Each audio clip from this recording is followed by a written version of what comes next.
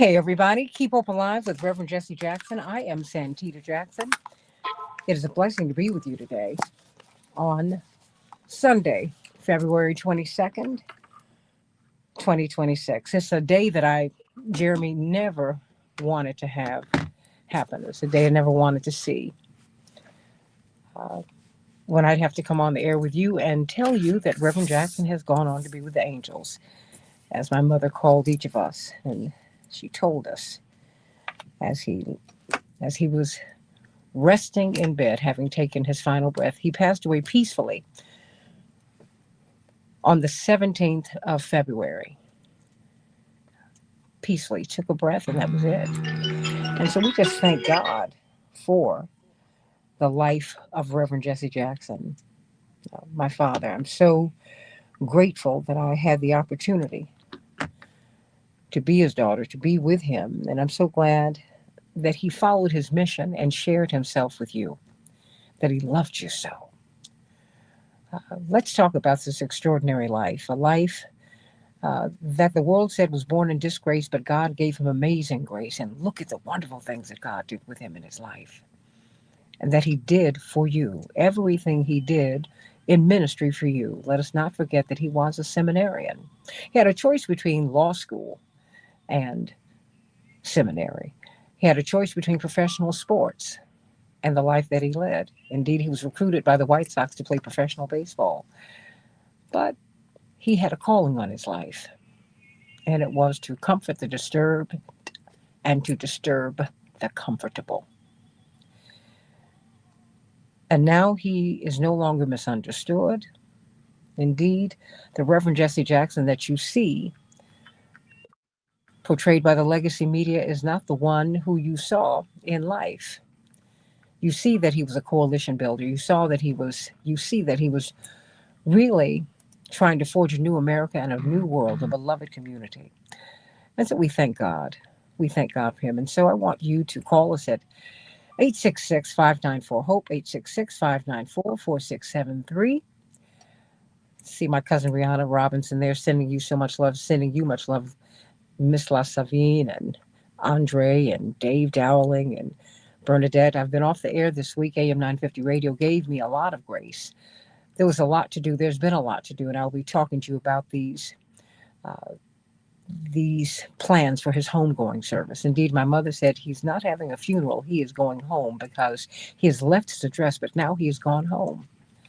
And so we thank God for the life and the legacy, the works of Reverend Jesse Jackson. He had the most severe form of Parkinson's, supranuclear palsy, which is a form of Parkinsonism. Indeed, it is the most severe form, and it is terminal. But to show you that God can do anything but fail, he outlived his prognosis by almost a decade, Jeremy. Almost a decade.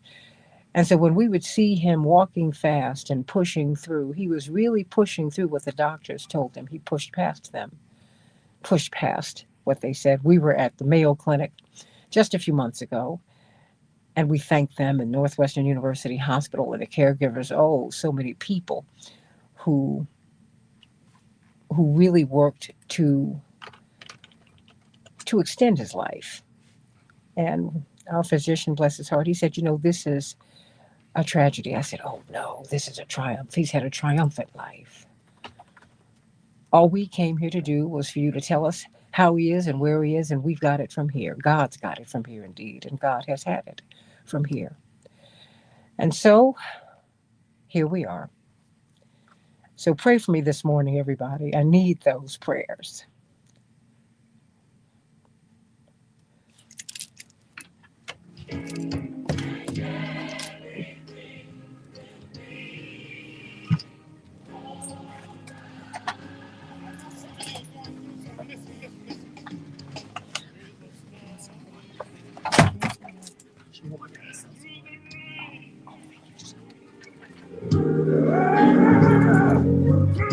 Your heartaches, and every one of your pain. I said your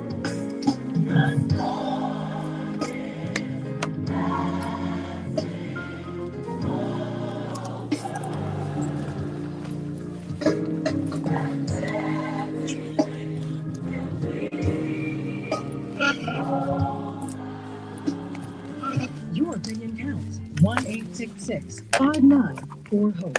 That's 1-866-594-46. We have a hard on at 7, so I couldn't answer you. Reverend Dyson? No. Reverend Dyson, you still? You there? Yes, I'm right here. I'm right here. Okay, thank you, Reverend Dyson. I'm going to come right to you, okay? Okay, love. Okay, love you so much and thank you. Love you, baby. Praying for you. Oh, look, I'm going to be all right. I have my moments, but you know what? When you've been loved hard, you grieve hard. But our Father told us that if we did not make it, if we didn't make it beyond Him, then Okay.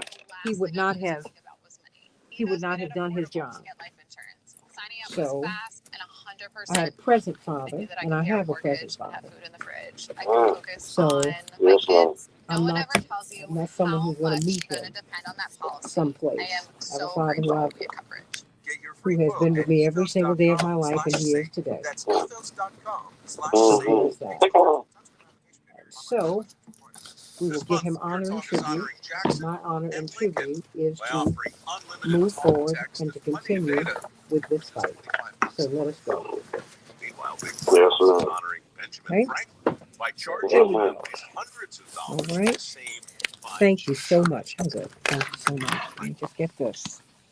Girl, I am not as fragile as it seems. I'm going to be all right. Because God is good. We're going to make this happen. But I thank you for your support this morning. Jeremy, love you, Jeremy. Hey, Jeremy. You come in just for the show? You come in just for the show? I had to figure out what studio you all were in. We're in the studio around the corner. Oh, here it is. Right. Gotta put this thing, the battery is shot on this thing. And so we'll have Jonathan, and I'll send you Miss Phillips' number. She's Need a charger? No, John. I have a charger. Well, don't go anywhere without my charger. Nowhere. So, I got Reverend Dyson on. So, thank you. Here we go. Chris just called, so we don't hold as Who? well. Chris from Oak Park. Who? Chris from Oak Park. Oh, okay. Very good. Does she have any? If you have headphones, you can put them on. Okay. All right. Hello, everyone. Hey, Darius. Yeah. Yeah, they're supposed to be on during the breaks. So don't worry about that. Thank you so much. Hey, everybody, like and share the show. Like and share the show. Like and share the show. We keep them on. We keep the mics on during the breaks so that people can get a sense of the show and of what we're thinking about. And so that is what we do. And something like that. Okay. Hey, everybody. But we are good today. We are good. Good morning, Tyra, Minister Hood. Good morning to everybody. We're going to have Abby Phillip on a little bit later. Of course, she's written a book about Reverend Jackson. My goodness, it's a tremendous book. And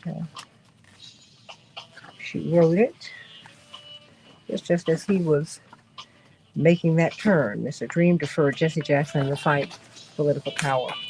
But Marshall Frady had a book, and someone who's written about him extensively is Reverend Dr. Michael Dyson, but he's also been one of his sons in the ministry. So we're coming up right now. You can put your head full. Okay, good.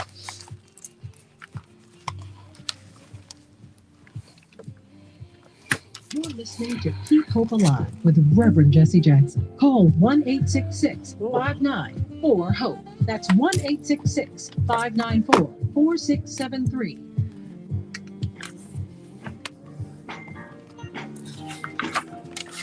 If I perish, Amen. let me perish. I'm going. Oh, my goodness. I'm Santita Jackson, the daughter of the Reverend and Mrs. Jesse Jackson. Today, We are on Keep Hope Alive with Reverend Jesse Jackson. He's made his transition at the age of 84. Indeed, I saw a clip last night. Reverend Dr. Michael Eric Dyson, brilliant theologian, preacher, social critic, author, prolific author, just brilliant academician. Indeed, one of Reverend Jackson's sons in the ministry and Sons of Spirit. We are so glad that you are with us today. But of course, that is the great Albertina Walker, Queen of Gospel Music, one of the founding members of Operation Push, indeed, one of his mothers in ministry. And we thank her, and we know that she greeted him as he got there, along with Miss Mahalia Jackson, people who helped my mother and father grow into ministry and just grow into public life. This week at Rainbow Push at 930 East 50th Street. Reverend Jackson will lie in state on Thursday and Friday. Why there? Because that is the house that Jesse built, if you will. Indeed, PUSH is the largest landowning civil rights organization in this state. And our father was on the road 5 or 6 days a week speaking so that he could pay for the building and pay for the staff. That's where his money went. Dr. King did the same thing to keep you free, because he felt that if leadership was going to be helpful, leadership needed to be free. He said, you can't ride to freedom on Pharaoh's chariot. So I send all of you so much love. We're going to be going to the capital of South Carolina, the seat of the South. Indeed, that is the state where Black people were first brought into the United States in slavery. And this son of the South, this son of South Carolina, has been reclaimed by them as their native son. And immediately following word of his transition, they lowered the flags to half staff, and they said, we want him to come home so that we can put him in our rotunda and honor him. So we thank them for that. And then we will be having a people celebration at the House of Hope here in Chicago on Friday, March 26th. And then the ministers, this cloud of clergy in which he existed, will be taking him home on Saturday morning, March 7th at Rainbow Push. So let's get right to it. Everybody call us at 866-594-HOPE, 866-594-4673. Before I bring up Reverend Dr. Michael Eric Dyson, very quickly, Chris, what's on your mind today? Chris, are you there? Hi, how are you? Good morning. Thank you.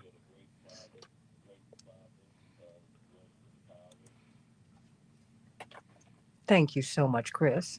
Thank you. That means so much. And we've been hearing that from you. And many people have said that you all have been so strong. Well, the thing is, we're grieving. Make no mistake about that. When you've been loved well, when you've been loved hard, you grieve hard. But our father often told us, because we dealt with the threat of assassination every day. I bumped into a clip of him having turned 50, 34 years ago. And it was an interviewer from CNN. I've got my dear friend Winona Redmond in studio with me today. And she asked, are you denying that you're 50? He said, no. He said, people in my line of work don't make it to 50. And I've buried so many of them. And so we are grateful that God extended his years far beyond our imaginings. And gave him the strength, the physical strength, and then the spiritual strength that we saw in the end to continue to fight. He said, I want to die with my boots on. And indeed, that is what he did. Reverend Dr. Michael Eric Dyson, talk to us this morning about Reverend Jesse Jackson. The Reverend Jesse Louis Jackson Sr. lived an epic life. A man of extraordinary intelligence, a public intellectual before that was a term. For instance, once we were driving to the airport, and I said, well, Rev, where are you going? He said, well, I'm heading to Harvard. I said, well, what are you doing there? He said, I'm debating. I said, who? He said, it really doesn't matter. I was like,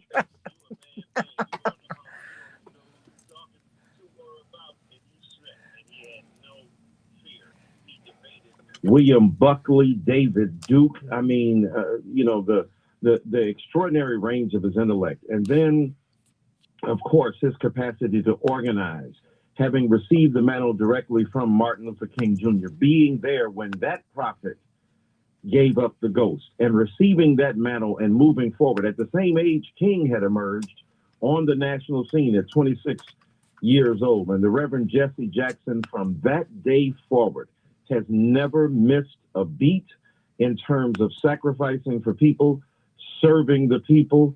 You talked earlier about legacy media and the perception of Reverend Jackson, and sometimes people thought he was in it for himself. That is a bald-faced lie. You weren't going to get up earlier than that man, and you weren't going to go to bed later than him. And when he called me, he would say, this is your brother, and then he would go right into the issue for the day. I mean, brilliant analysis, forensic engagement with the truths and the facts. I have never seen a leader, much less a black leader, but an American leader stand up and with facts at hand, give some of the most powerful analyses of the prevailing forces of oppression that besiege this country. And he was not only for black people, though unapologetically and unashamedly rooted in his black existence, as you've indicated already, coming from South Carolina, but he opened the doors and portals of freedom and justice and equality for all human beings who suffered, LGBTQIA, way before it was popular, women and the issues of feminism and the like, struggling poor people, workers who were farmers. I went with him across this country to white workers off the record, no television camera there, no reporter there, to give his advice, his insight, his love, and his strength. He is our David, facing off against the Goliaths that stood up against us. And he didn't have the institutional power that some of them had, but he had 5 smooth stones of justice, equality, freedom, dignity, and respect, which is why he could tell people repeatedly, I am somebody. He is our national figure, leader, encourager, and of course, as we get, as how many times did he preach the eulogy of a famous or fallen figure, one with world currency and those without name? This man is incomparable. He is our beloved father, our brother, and our great inspiration. Reverend Dr. Michael Eric Dyson, what you have been able to be with him for decades now. What do you think that people do not know about him, or perhaps the greatest misconception, misperception? You know, I was talking to one of the great theologians of our time, of course, Dr. Obery Hendricks, because he's not an ordained minister. You know him. He's one of your colleagues. And he said he was struck by a couple of things when he met him. He said, you know, number one, he's organically brilliant. He said that threw me. He said, but I did not realize that he was so academically trained. I said, Obery, you know, he turned down Duke Law School. He went to the U of I, the Big Ten, when they were trying to desegregate, and he got a full academic ride, a Rockefeller Foundation grant to go to the University of Chicago. Really? You know, and one of the things that SELC and, you know, I think our clergy, many people do not know how many of them have been prepared. I saw a white evangelical who was, one of his clips went viral. He was saying that black people need to leave the black church because so many of your faith leaders are not, so many of your preachers are not trained. I said, that's really not true. He hounded Martin Luther King Jr., asking him about Paul Tillich and Reinhold Niebuhr. and Dr. King had a PhD. And yet the Reverend Jesse Jackson had an intellectual curiosity that was second to none. And his ability to understand complicated ideas and then translate them into digestible form. People thought he was just rhyming. He had a scheme in mind to communicate complicated ideas and to get them across quickly. Long before social media, he understood the ability to articulate ideas to make them where people could understand them. And he said something to me once I will never forget. He said, if you say something I can't understand, That's a failure of your education, not mine. And man, that set me on a path. And so, yes, his high intelligence is, and people know he was brilliant, but they don't really realize the range of his intellect and the depth of his curiosity. What they also may not know is that they know he loved music because he had musicians and artists around him all the time, from, Aretha Franklin and Mahalia Jackson and the like. But we would be in a car heading somewhere, and, he'd tell me, now listen to this. And it'd be, I don't know, Ray Charles on there or Sam Cooke. And he could just deconstruct all the complicated and nuanced perspectives of music, and had a broad and profound appreciation for the motivational and inspirational character of that music. But then something I've already mentioned that people don't know is that he was not this, narcissistic, self-involved, self-aggrandizing person. His love for the people was astonishing. And wherever he went, long before there was an Obama, long before people, hailed a figure who was a politician, the Reverend Jesse Jackson had people around the globe literally paying homage to him. For instance, we were in London, not even a couple weeks after Mandela had been let out of prison in South Africa. And I remember, Australian ambassadors and dignitaries from around the globe, coming up to him and feeding him and celebrating him and acknowledging his genius. The range of what he did is extraordinary. And I end by saying this: it was not only in the civil rights realm in terms of protest, but in terms of opening economic doors for Black people, with, say, Nike or the automobile industry, things that people just don't have any idea about how he touched. And without him, the political doors of representation would have never been open to the degree that they are. And then finally, his ability to encourage. He took me under wing as a writer on his book when I had not a single book to my name. And I've got 27 to this date. So that have won many awards. So this man, I'm not bragging about that. I'm saying his ability to pour into us and to see even beyond what we were able to see about ourselves is one of his magnetic and charismatic gifts. When you look at, before you go, I know you're going to preach this morning. I thank you for taking the time to be with us today. It's very interesting. Many people they zero in on his presidential runs and on him cracking this phenotypic barrier. I said, but he cracked a philosophical barrier. Because now he was an unreconstructed, unapologetic populist. And many of us might personally be progressive, but in order to be on the political stage, we move our politics to the right, which he never did. He never moved on Palestinian justice and Israeli security. He never moved on being a fierce advocate of poverty. He never moved on his critiques and his opposition to the incursions of the military-industrial complex on all of our lives and lives all around the world. What do you make of the analysis of his presidential runs and putting that in the center of his ministerial life? Because indeed, Pastor Donald Parsons, so profound, who he said, what people don't understand about PUSH is that it is not a political organization, it is scriptural. Parsons, one of the great figures of our times as well, was absolutely right. But look, I remember once Reverend Jackson said, he goes into these Black churches and they'll have Martin Luther King Jr. on their study wall and have Billy Graham in the pulpit. And that struck me. In other words, his point is that we celebrate the symbolic appeal of a Martin Luther King Jr., who was, as you said, an unreconstructed populist and progressive. And in the pulpit, we sound as if we're one of these white evangelical nationalists that put the flag above the cross.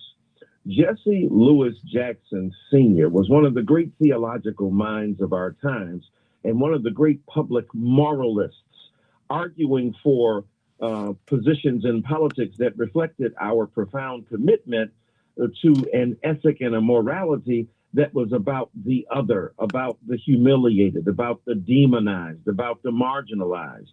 And so, yes, he never gave up on his insistence that we treat with dignity and respect those who have been disrespected and those who have been subject because of their economic or social or political or religious or, color vulnerability to the reprisals of the state. He never surrendered his consistent uplift of those people. And that got him into some kind of criticism at times, and people tried to write him off because he was out of step with, as you said, this triangulation, this neoliberal assertion that we must sacrifice the fundamental principles by which we are motivated in order to have political success. He was a populist in the best sense of that term.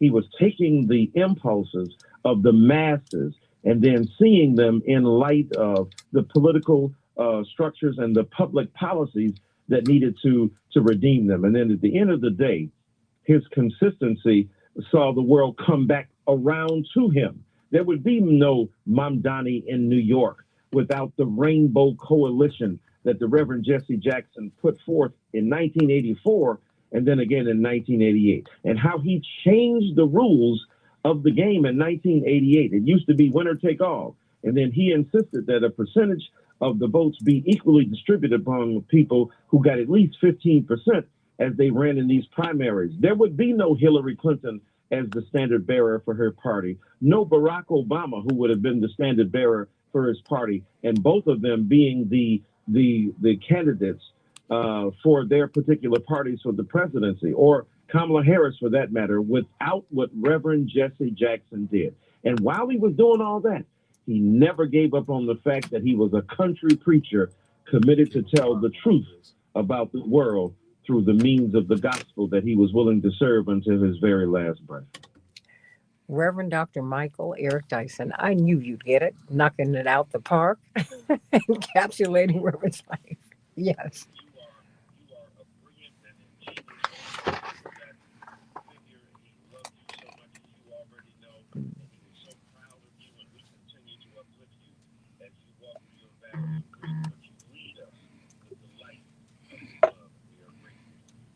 I love you, but you walk through so you can get to the other side, to the light. That's what my dad told me. You don't stay in the valley, you walk through it. Then you lie down and then you get up because the ground is no place for a champion. Oh, Daddy, all the things you just said to me, they make so much sense. Oh, God bless you, and I love you, and I'll see you in just a matter of days. I love you so very much. Hey, everybody, keep up alive with Reverend Jesse Jackson. I'm Santita Jackson. Back in just a moment. I've been abused and I've been misused. But I'm going Yes, and 866. 866-594, sometime up and sometime which is 4673. Your opinion counts. 466. 1-866. You know what? 59 Let's hope. close out with Helen Baylor. If it had not been, you know how much he loved that song. It drove me crazy, but he loved it. So I'm gonna have to sing that this week.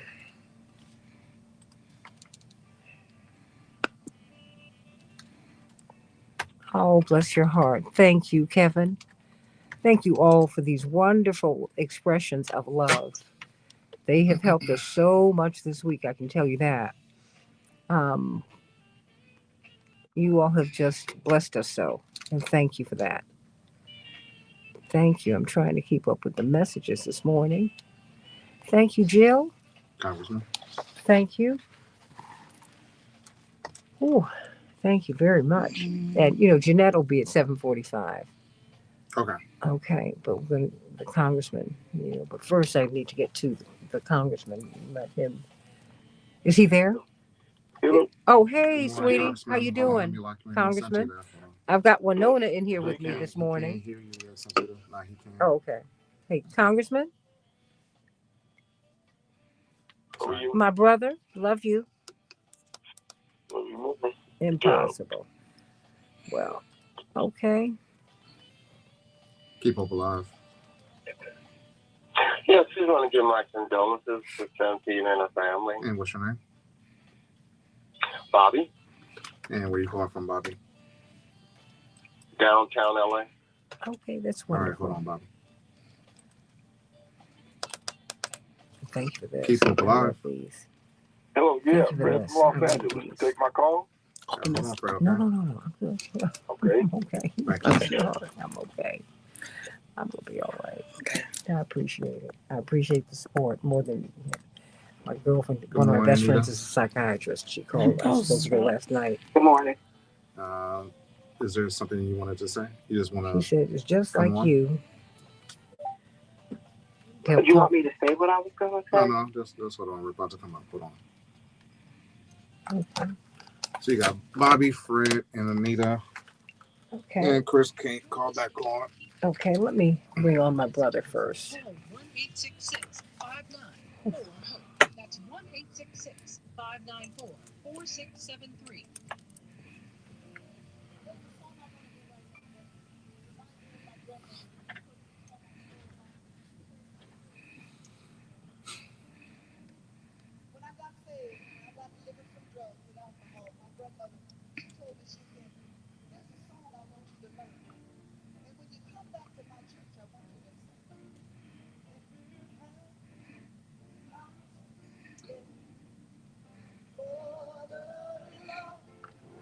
On my side, tell me where would I be? Where would I be? Keep Hope Alive with Reverend Jesse Jackson. I am Santita Jackson, and we are continuing with the work. Our father, Congressman Jonathan Jackson, made his transition early the morning of February Not 17th. Congressman. Reverend. Not Congressman. Yes, Congressman Jonathan Jackson, sending you so much love today. Just saw you a few hours ago. And of course, our father made his transition just at early in the morning of February 17th. And it was a day that we were anticipating. You know, you're prepared, but you're never ready.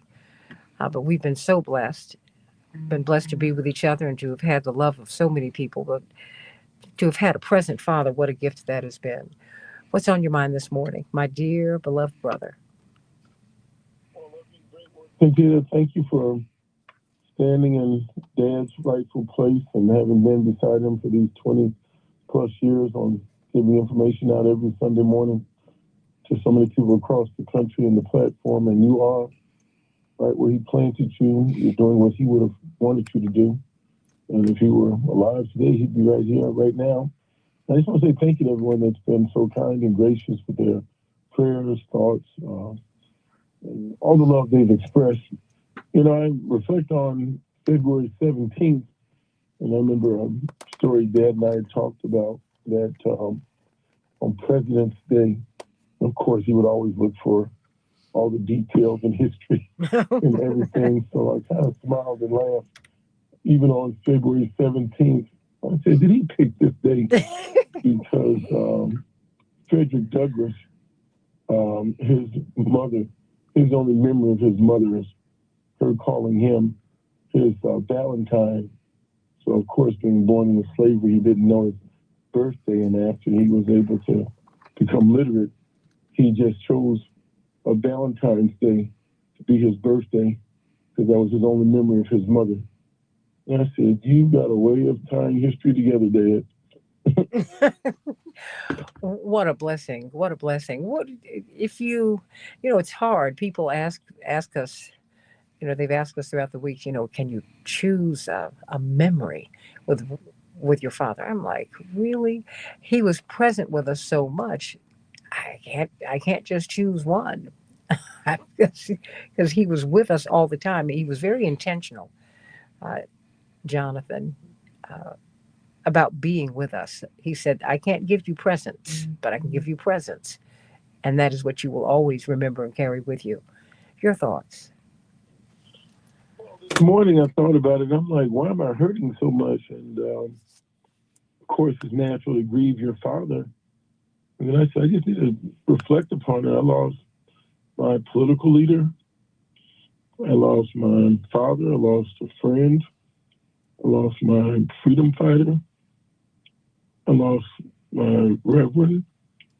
And lost my traveling buddy and a blanket of security. So I was like, ooh, there's layers to this. And it's okay to have the layers, but it's cool when you can call your dad and ask him a theological question about law and religion.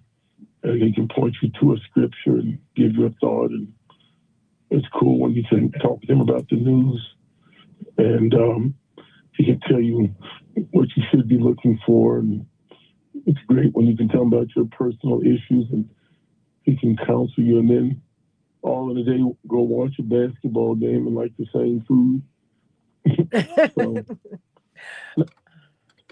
And the country lost a gift and the world lost one of its best soldiers, and the ministry lost. So a lot of people lost a lot in just one person, but grateful to God that he came this way, gave us life, and gave the world love. Amen to that. When we look at his life, the legacy media are treating him very differently today than they did even the day before his passing. What do you say about that?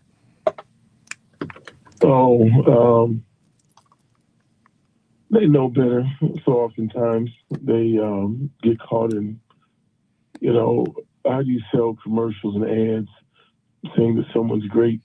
It doesn't. They have to create a tension, a controversy, have to create a villain to have a story. And the Black community has always been at the forefront of being the whipping board, the scapegoat, get disproportionately blamed for everything. But if you look at the full measure of the man and having brought back hostages without a government portfolio, having registered millions of Americans, having fought for the least of these, it's the embodiment of the scripture and the embodiment of being a truly great citizen. Remember, Dad also told me he had one regret he had is he wished he had gone into military service at one point. I said, when could you have done it? He says, I just couldn't have time-wise otherwise. But it was extremely patriotic. I think people would kind of miss that. So even when he went overseas, that was really like to bring back hostages in the spirit of our grandfather, Charlie Henry, and the spirit of his generation, what's called the greatest generation. He wanted to do something noble to serve his country in a very demonstrable way. And so, he did that as well. I mean, the Secretary of State and the Minister of Defense and all these people could not help, could not rescue our own soldiers, and he did. Quite a remarkable achievement. Congressman, much has been made of the fact that he is going to be honored in his home state, lying in the Rotunda in South Carolina, Fort Sumter, indeed the first state that the first auction block of our people was in South Carolina. And then some people have made some hay about Speaker Johnson denying Reverend the opportunity to lie in state or lie in honor in the Capitol. Why don't you compare and contrast the two? I would probably simply just speak to, I'm honored to be heading to South Carolina, and I saw with Governor McMaster, and he was gracious and kind, and the state reps, and so there was a lot of friends and loved ones in South Carolina we get to visit again, and for our father to start in South Carolina. The signs were on the front lawn of the Capitol, said no blacks, no Jews, no dogs, and couldn't get that close to the Capitol. The Jim Crow South that he grew up in, where he couldn't use a water faucet at a public park, couldn't use a public bathroom, had to go to the colored sections, and that's the America he grew up in, and that's the America he fought to change. And for now, the son of South Carolina to be honored and given this high honor to be under the rotunda in South Carolina is truly be an honor. I'm so appreciative for it. South Carolina, first state in the union to succeed from the union, first state to have auction blocks, first state to build a military installation across the street from a black church of Mother Emanuel, the first state to ban African Americans from being able to go to school in the Act of 1740. Just all these horrific things, and now to show you the redeeming qualities of life and the change that he helped bring about. And you look up in 1984, that same state delivered him the Democratic primary victory win in 1984, 1988. That same state, although I disagree with the politics of Tim Scott, they did put an African American in a U.S. Senate seat at same state. Put an Asian woman in the governor's seat at same state. Has grown, has the only growing economy in the entire nation at this point of its GDP. That same state has so much to celebrate, and Dan's coming home. Amen to that. What do you think people don't know about him? He was a force of nature. He gave his full measure. There is Elijah in the Bible, and then there is Elisha. And he just asked for a double portion of that goodness of Elijah, and the good Lord blessed him with it. So he oftentimes told he was a long distance runner. Doing this kind of work for 64 years is phenomenal. For 64 years. He told us he wanted to die with his shoes on. He told us he wanted to wear out, not rust out. He was very intentional about living. So he had an indomitable spirit and such compassion. It's almost like a boxer would tell you Muhammad Ali was too good looking to be a boxer. Too articulate, too good looking. And Dad was a tall and a big man, but also was very much an intellect.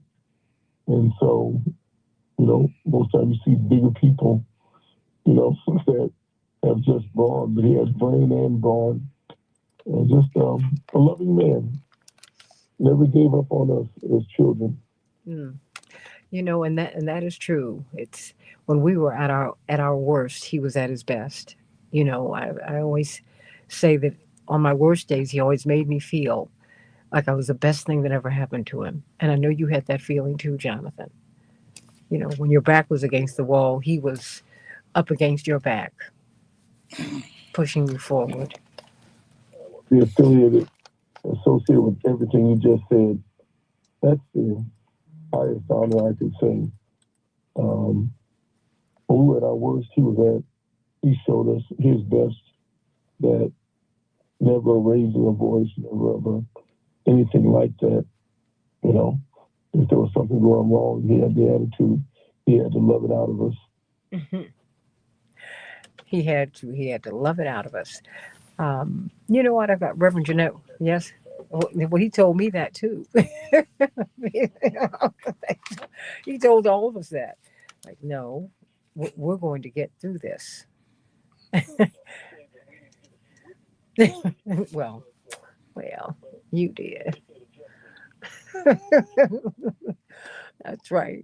And then he'd hug you. So that's. Well, see, that's what happened to the boys. It didn't happen to the girls. So,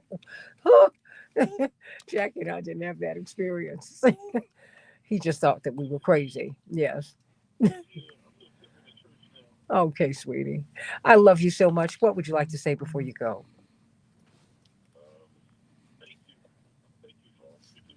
Prayers, thank you, and praying for your families, anyone that's going through this. We've just gotten to the point where many people have already been, and now I better understand look of sadness in people's eyes that miss their mother, their father, their brothers. We've never had any of these losses before. We've lost our grandparents, but it was an honor to know our great-grandparents, our grandparents. Our parents were teenage children, were teenagers when they had their children. And we come from a long succession of family members that were teenage parents. Yes. And so we were able to grow up with our great-grandparents, grandparents. And so I just thank God. What a loving time. Absolutely. I love you. I love you, Congressman Jonathan Jackson. Absolutely. Well, you know, everybody, when you love hard or when you're loved hard, you grieve hard. But we're going to get through this. We really are. We're making it through. We're making it through.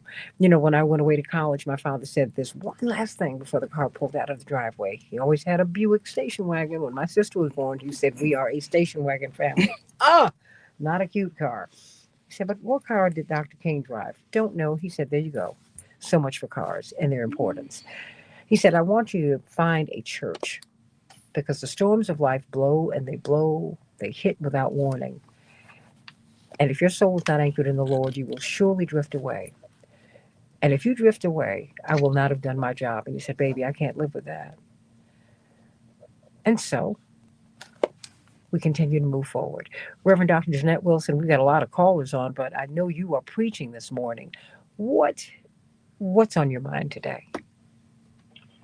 Well, I think that people are wondering how should we celebrate Reverend Jackson's life. And I think that we have to look at what he did while he was alive, and we just pick up the mantle and move forward.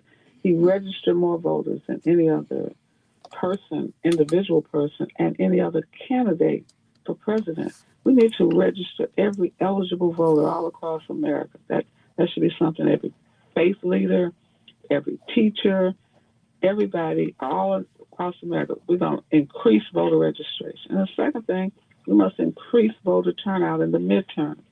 It's not like the midterms don't matter. They do matter. You're electing every member of the United States House of Representatives. Those seats are up this election.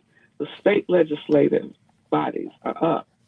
Your county commissioners, some of them are running for office. You have to look at every level of public policy, elected officials. We must turn out and vote. And people say, "Well, I don't know what I'm voting for." You're voting for lower property taxes. You're voting for a restoration of SNAP benefits. You're voting for funding for public education. You're voting for better health care. And you're voting for different prices in the grocery store, because all of these people at varying levels have control over your rights. And we have to make sure that we understand you're not just voting for people because you like them. You're voting for people because they will do what is necessary to protect and preserve or restore the rights that you need. You're voting for their local elected officials because they have the most impact on your life. In some places, state's attorney candidates are running. We have more people in the criminal justice system as African Americans than any other race. You need to vote for somebody that's not into heavily prosecuting and incarcerating, but those who are trying to make sure we're lifting up. You're voting for people that are going to maintain state budgets that will encourage investment in education, reducing the cost for individual students. That's one of the things that I... Well, amen. I mean, and Reverend Wood makes his transition in the middle of Black History Month as we're getting on our way to Selma. And he was always very intentional. Jonathan said, "I think he chose the state." Here we are. Oh, here we are. But we thank God. We thank God for the life and works of Reverend Jesse Jackson. And we thank God for you. And as so many of you, hundreds of you, are tuning in, sending messages this morning, I want to thank you, particularly on behalf of our mother. Our mother has been with Daddy since 1961. We would always celebrate their anniversary on December 31st. And about 10 or 15 years ago, my father said, no, you need to tack on a year. You're off by a year. I'm like, no, you were married in 62. He said, no. Marriage begins before the church, divorce before the courthouse. Your mother and I have been together since we met. Indeed, the day that he met her, as she was walking across the North Carolina A&T campus, the guys were sending out their wolf whistles because my mother and there were some beautiful women on campus. My mother tripped in some muddy water and she was furious. She said I'd saved all my money to get these shoes and I had my tight little skirt on with my belt because this was the 60s, everybody. Jane Mansfield, Marilyn Monroe, within reason, of course. And he shouted at her, or shouted to her. He said, "Oh, girl, don't worry about it. I'm going to marry you." And he did. So there it is. He befriended her best friend and worked on working it out with her. And they have worked it out for 65 years. And our mother was faithful to him to the end in days sunny and not so sunny. She was always with him. They drove into Chicago on a wing and a prayer. Me on their left, my mother was carrying my brother Jesse. They had no money. And she looked up at these tall buildings as they drove into the city and she said, "Jesse, what are we going to do? How are we going to make it in the city? Will we get to know anybody?" And he looked at her in a car that had just broken down on the Pennsylvania Turnpike. And he said, "Baby, we're going to make it. We're going to work hard and we're going to be all right." Oh, just praise God. Let Danny Bell take us out.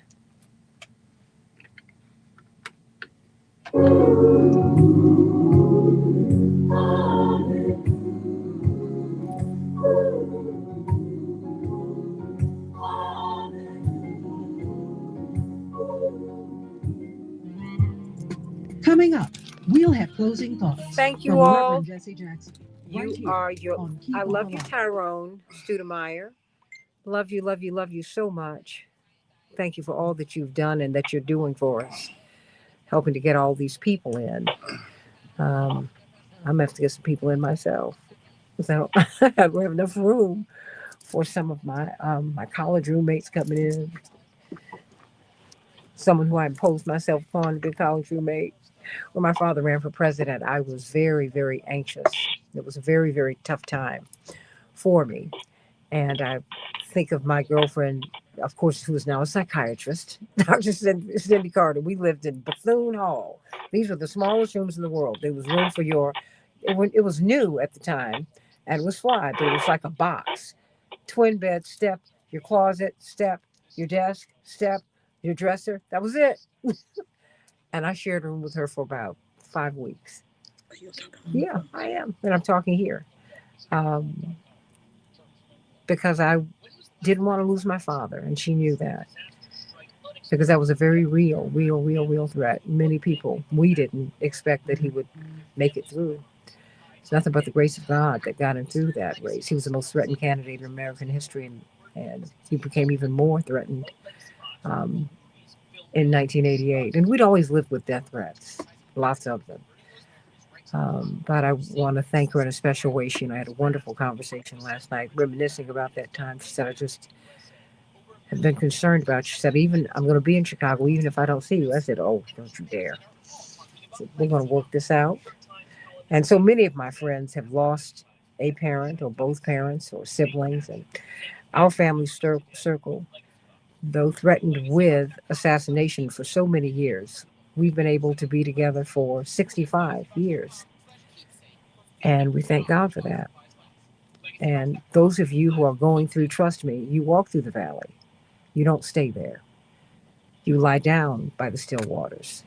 But the ground is no place for a champion. You get up and you keep on going. You keep on going. You get to a place where you thank God for what you have left. Daddy King talked about that. Shortly after the assassination of his son, and a year later, his son A.D. was drowned mysteriously in a pool, in his own pool in his backyard. And he got up to speak before one of the great religious conventions. My father shared the story over and over again. And he had to follow all of the great black preachers, the Gardner Taylors, the Jasper Williams, all these people, Little Caesar, all these folks. See, I grew up in the church, so I know all the great preachers who mentored our father. And people were like, preachers are a little competitive. When he got to the mic, people said, "Okay, well, we're just going to give Daddy King love and his due." what is he going to say? And he talked about losing his son and his son Martin. He said it was the light of my life. And then my son AD. I said, oh Lord. And then I think this was, it was just after his wife had been killed in his church while at the organ. And guess what? He said, yet will I trust him. Yet will I trust him. There you go. Sweetie, I'm on the air. What's going on? Okay. Okay.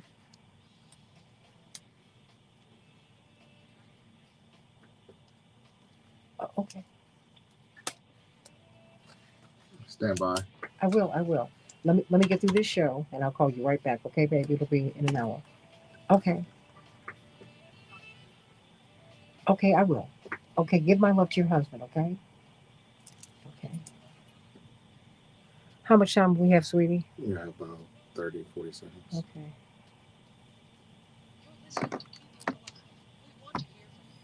That was Come up in perfect. 5, Well, 4, 3, 2, 1.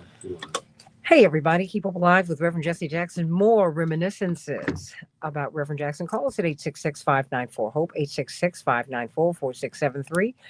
And let's talk about Reverend Jesse Jackson. We want to see you at Rainbow Push at our headquarters on Thursday and Friday. We're opening the doors. He will be lying in state. We'll be in South Carolina, and we'll be back in Chicago. Going to give you some more details right here on Keep Up Alive with Reverend Jesse Jackson. I am Santita Jackson. Stay right here.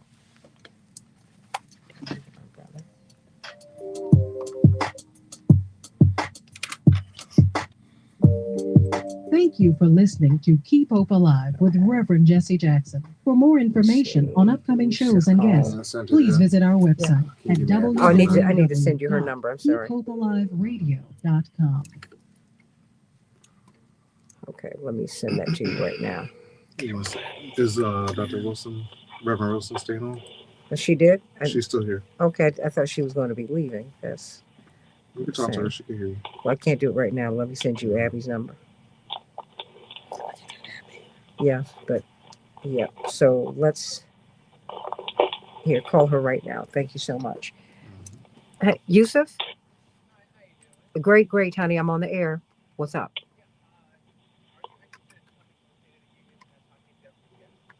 I don't know. Can I call you in an hour? Thank you. Let me do that. I'm coming up. Bye.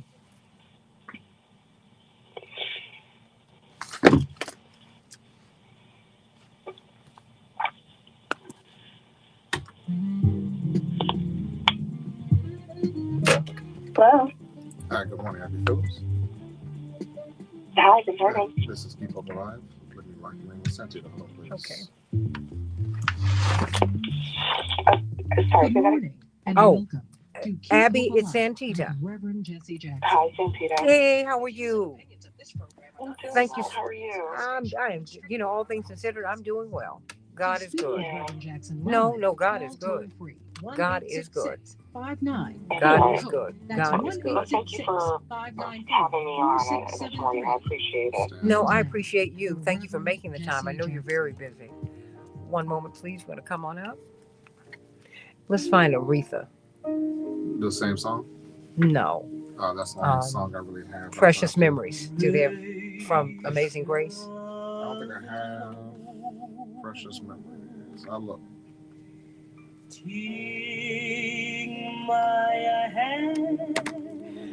Hey, everybody. Keep Up Alive with Reverend Jesse Jackson. I am Santita Jackson. I've been with you now 22 years almost. As of April 4th, Reverend Jesse Jackson is my father, Reverend and Mrs. Jesse Jackson, and he made his transition on the 17th this week. Hey, you're prepared, but you're never ready. And but he was tired, everyone. He had fought so valiantly. He had the most severe form of Parkinsonism. PSP is the most severe form, and indeed, when they give you the prognosis, it is terminal. And he outlived his prognosis by almost 10 years. And he said, I am going to die with my boots on. And that's what he did. He kept pushing kept pushing. We saw that something was wrong, but we couldn't quite figure it out because we were dealing with a lot of other things in our family. And he said, you know what, one crisis at a time, let's get this. And he just kept on fighting everybody. And I thank God for it. Thank God Keep up for with it. that. Hold on, Joe. And just know, one of our doctors, and I say our because when one person in your family takes ill, everybody gets it. He said, you know, this is actually a tragedy. I said, oh no, he's had a triumphant life. Indeed, we did not bring him here for you to cure him. We brought you here to let us know where he is. We've got it from here because God's got it. He's had a triumphant life. Someone who was born out of wedlock, in disgrace, God held him in the hollow of his hands and moved him into amazing grace. U.S. Presidential Medal of Freedom, the Legion of Honor in France. But more than that, he has been the people's champion. When he'd go into Army and Lou's and Sylvia's, these great restaurants, Soul Queen, and the cooks would stop and come out and give him a hug and give him a kiss and make him their special plate. To all of these churches, walking up and down the street, we were riding to a soul food restaurant here in Chicago during the 88 campaign. And of course, it was in the heart of the Black community. And the lights were, it was a Saturday night. And you saw all these cars coming down and they knew it had to be Jesse. You heard people opening up the windows on this hot summer night, screaming, hey, Jesse, keep on running, Jesse. We love you, Jesse. And one man came out, and by this time the Secret Service had kind of relaxed because my father said, these are my people, they will not hurt me.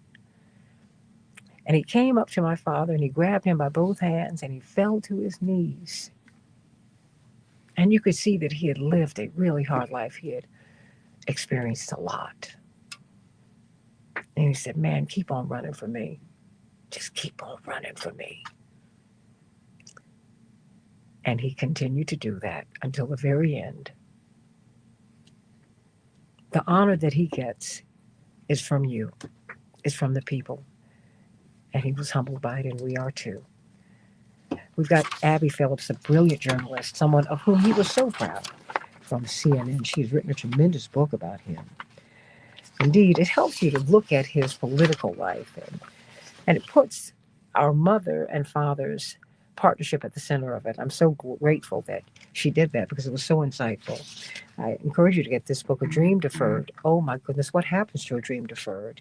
Jesse Jackson and the fight for Black political power. I'm going to be speaking with Ms. Phillips, wife and mother, beloved, and my soror, of course. She chose correctly, Delta Sigma Theta, a public service sorority. Back with more of Keep Hope Alive with Reverend Jesse Jackson in just a few minutes.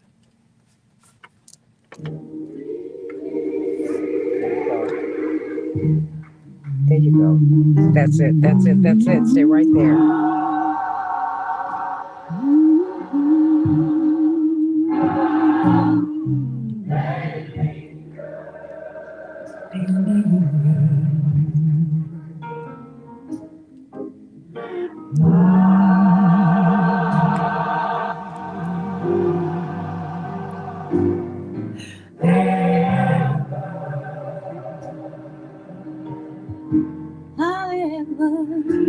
Touch my soul. Love the soul.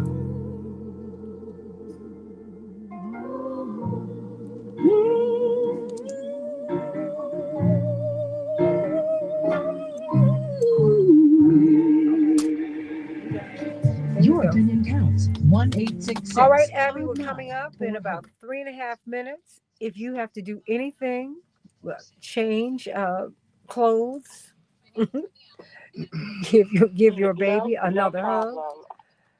My mother wants to know when you're going to have another child. That is not my business, but that is her charge to you. She said she can't just. We are working on it. There you go. She said she can't just have just one. You tell her that.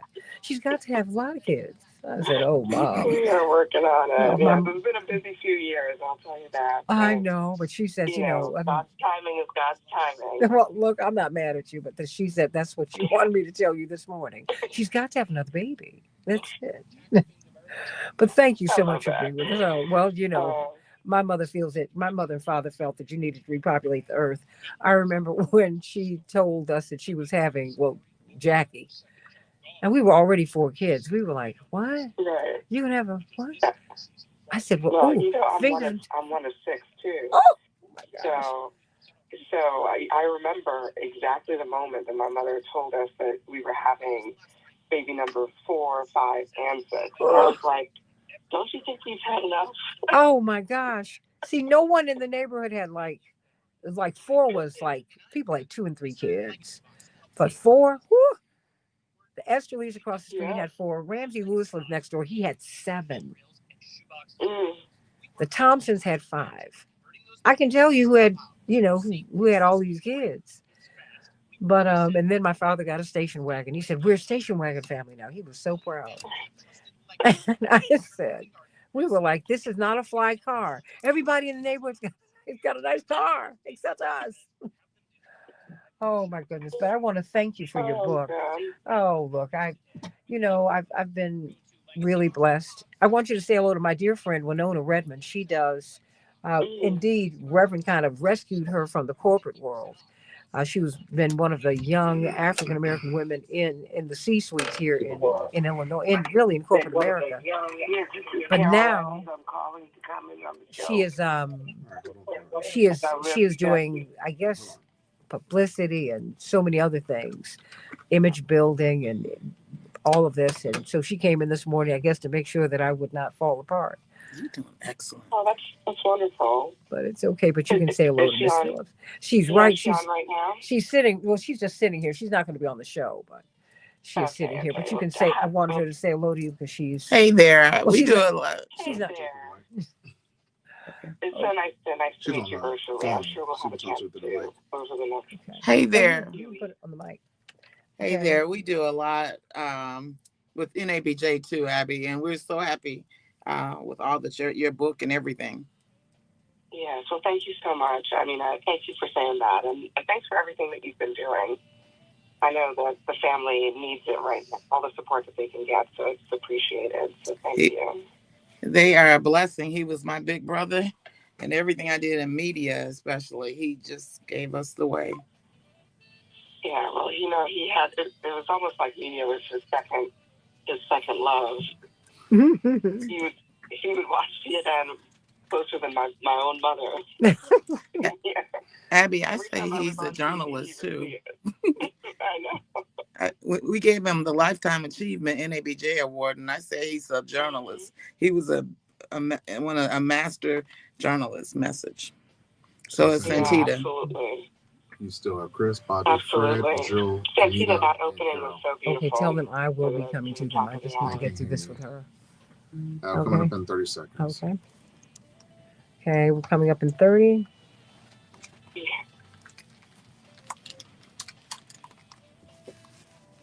Okay.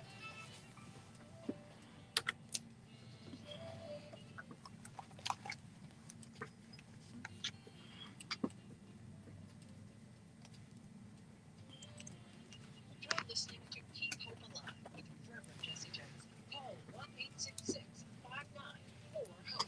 That's 1-866-594-4673.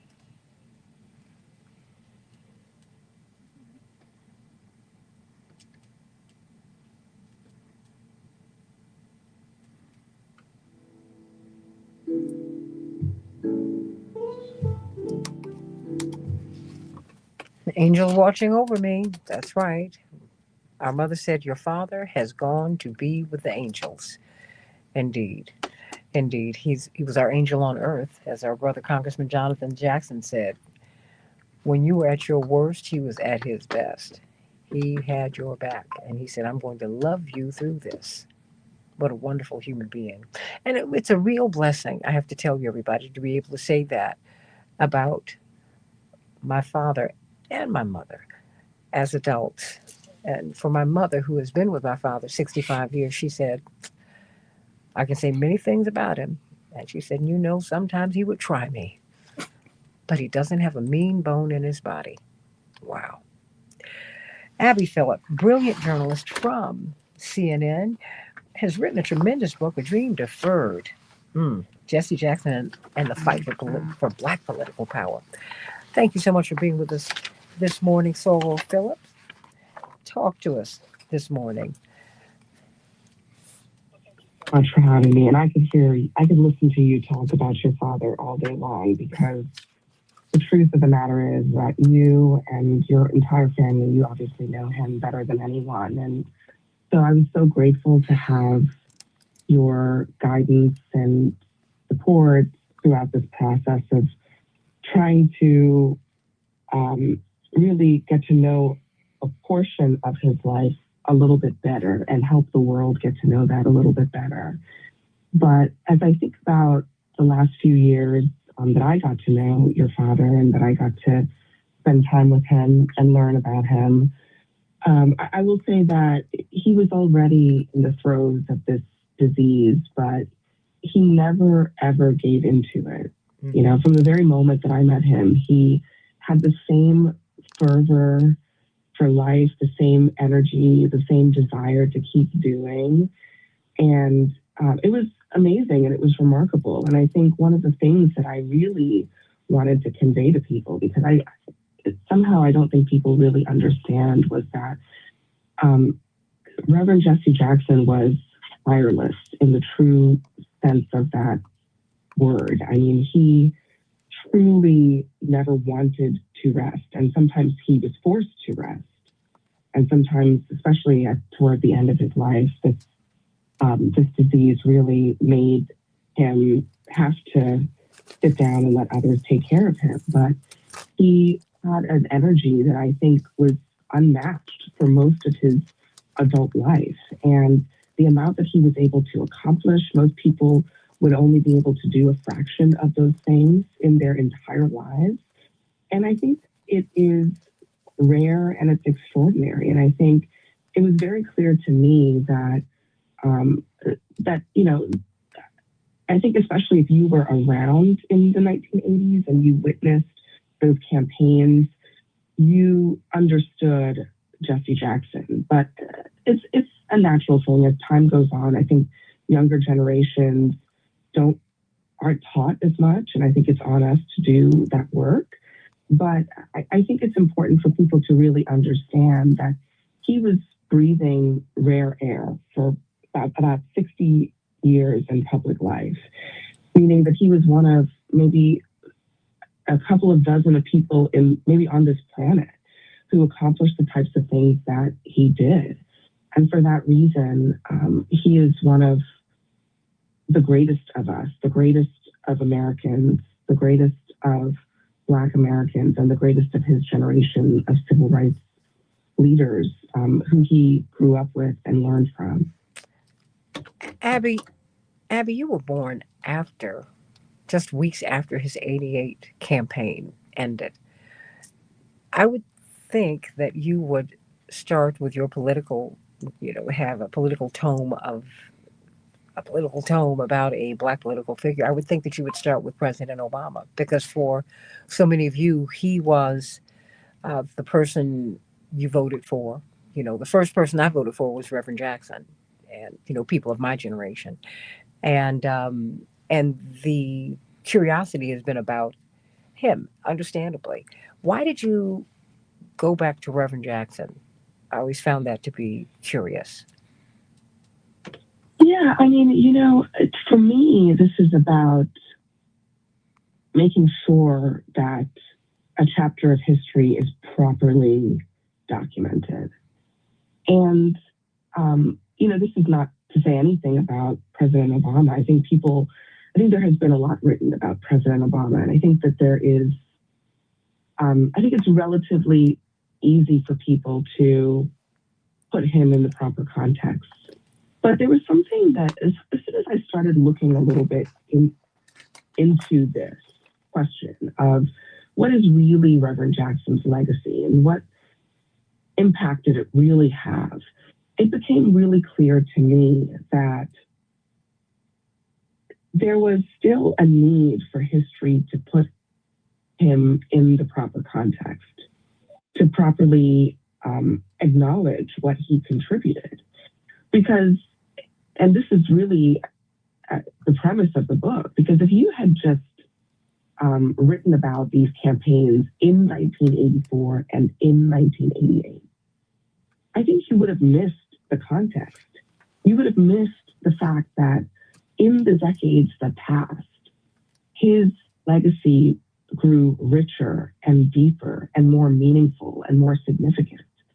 It's because of Barack Obama that Jesse Jackson's legacy becomes even more important. It is because of someone like Bernie Sanders that Reverend Jackson's legacy becomes more long-lasting. It's because, in 2024, his acolytes, you see them running the Democratic National Convention, Mignon Moore and others.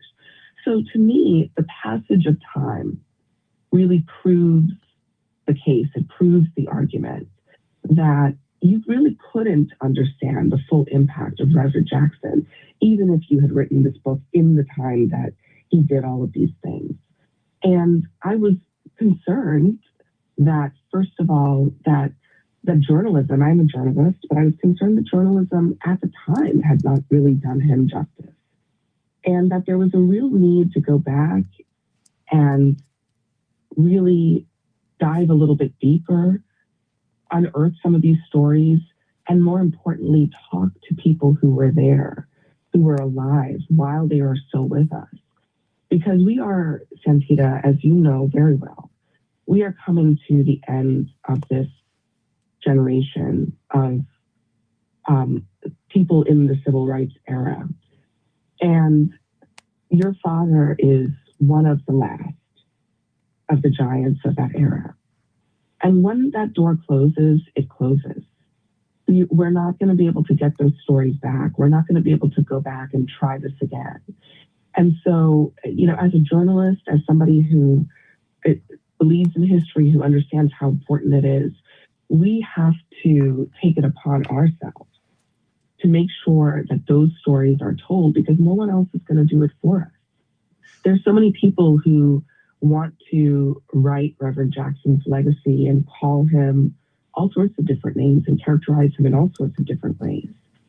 But it was important to me to really look at it from a different perspective, as a Black woman, as a journalist, and frankly, as somebody who I wasn't involved in the 80s. I wasn't a journalist at the time. I wasn't close to your family for most of those many decades.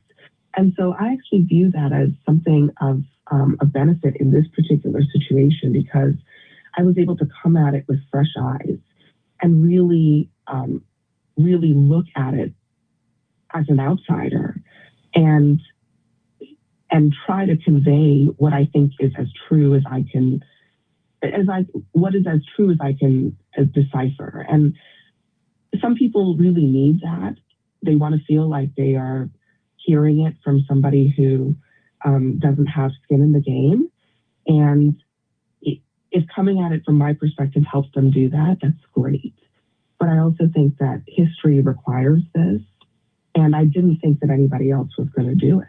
And so, it was, in a way, sometimes things in hindsight can seem more, they take on so much more significance in hindsight. I don't think I knew at the time when I started this project that it would come at this particular time. But I am very grateful, and I thank God for his perfect timing, because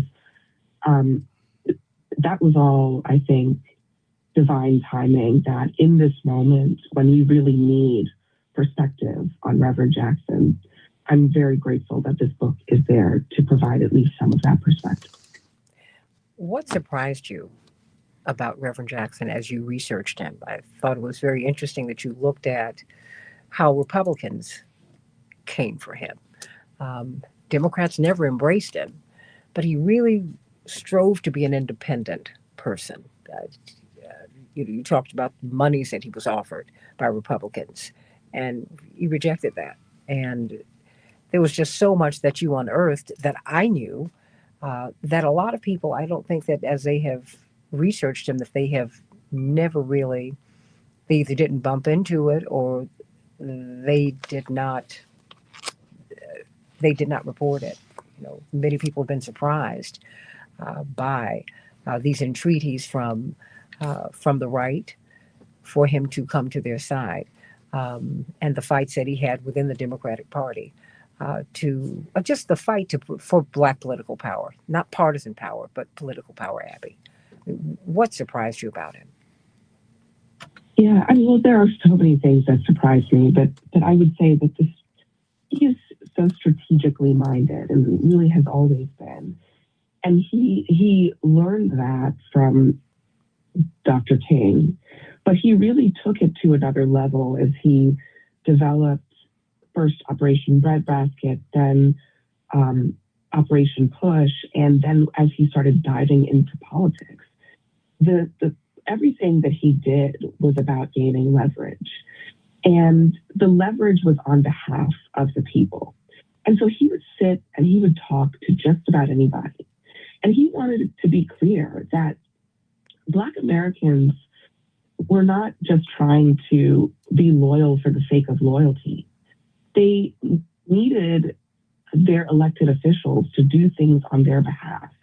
And so he was clear from the early 70s on that if that meant accumulating political power within other political parties or outside of either political party, he believed strongly that you needed to be willing to do that if people were to take you seriously. Because they're not going to take you as seriously when they know that you're always going to vote for them anyway.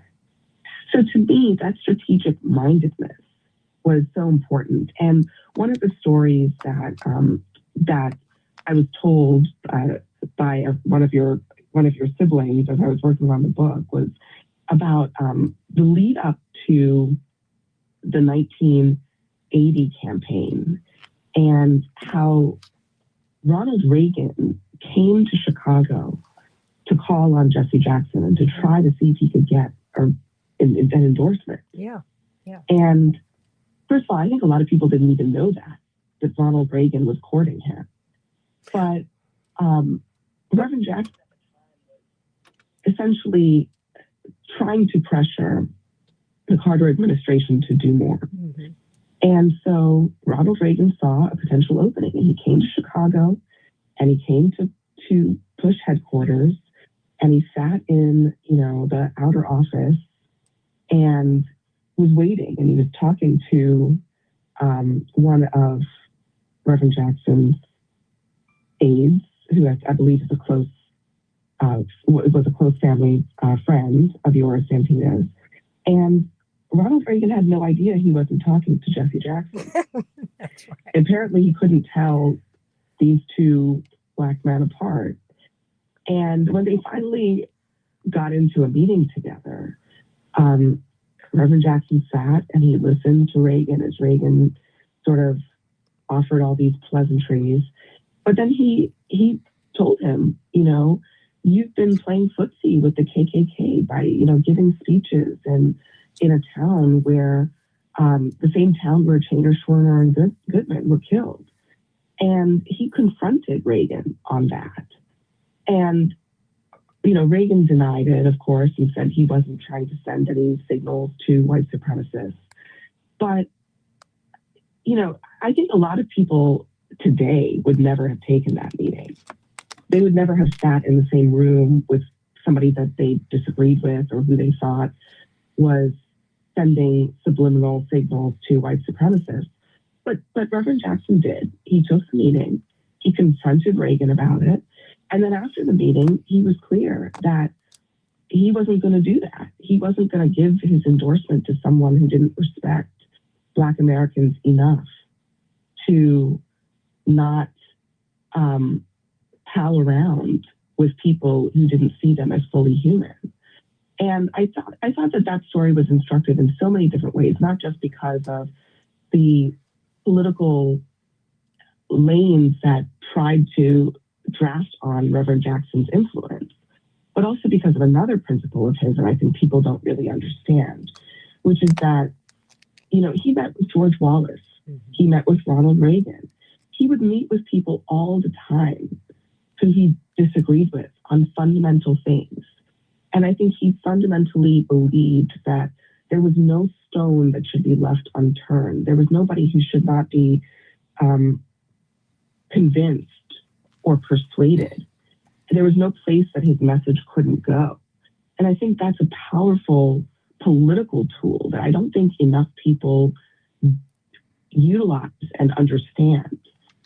He never saw people as irredeemable, and he was always willing to go there. And that's one of his legacies that I think doesn't get told as much, but is just as important as all the other things that he did. You know, I remember that so clearly because then candidate Reagan, Governor Reagan, came to the office and he sat in Reverend's office. And it was very interesting that Reverend would have him come to his office, to our side of town, to have that meeting. And it was not hostile.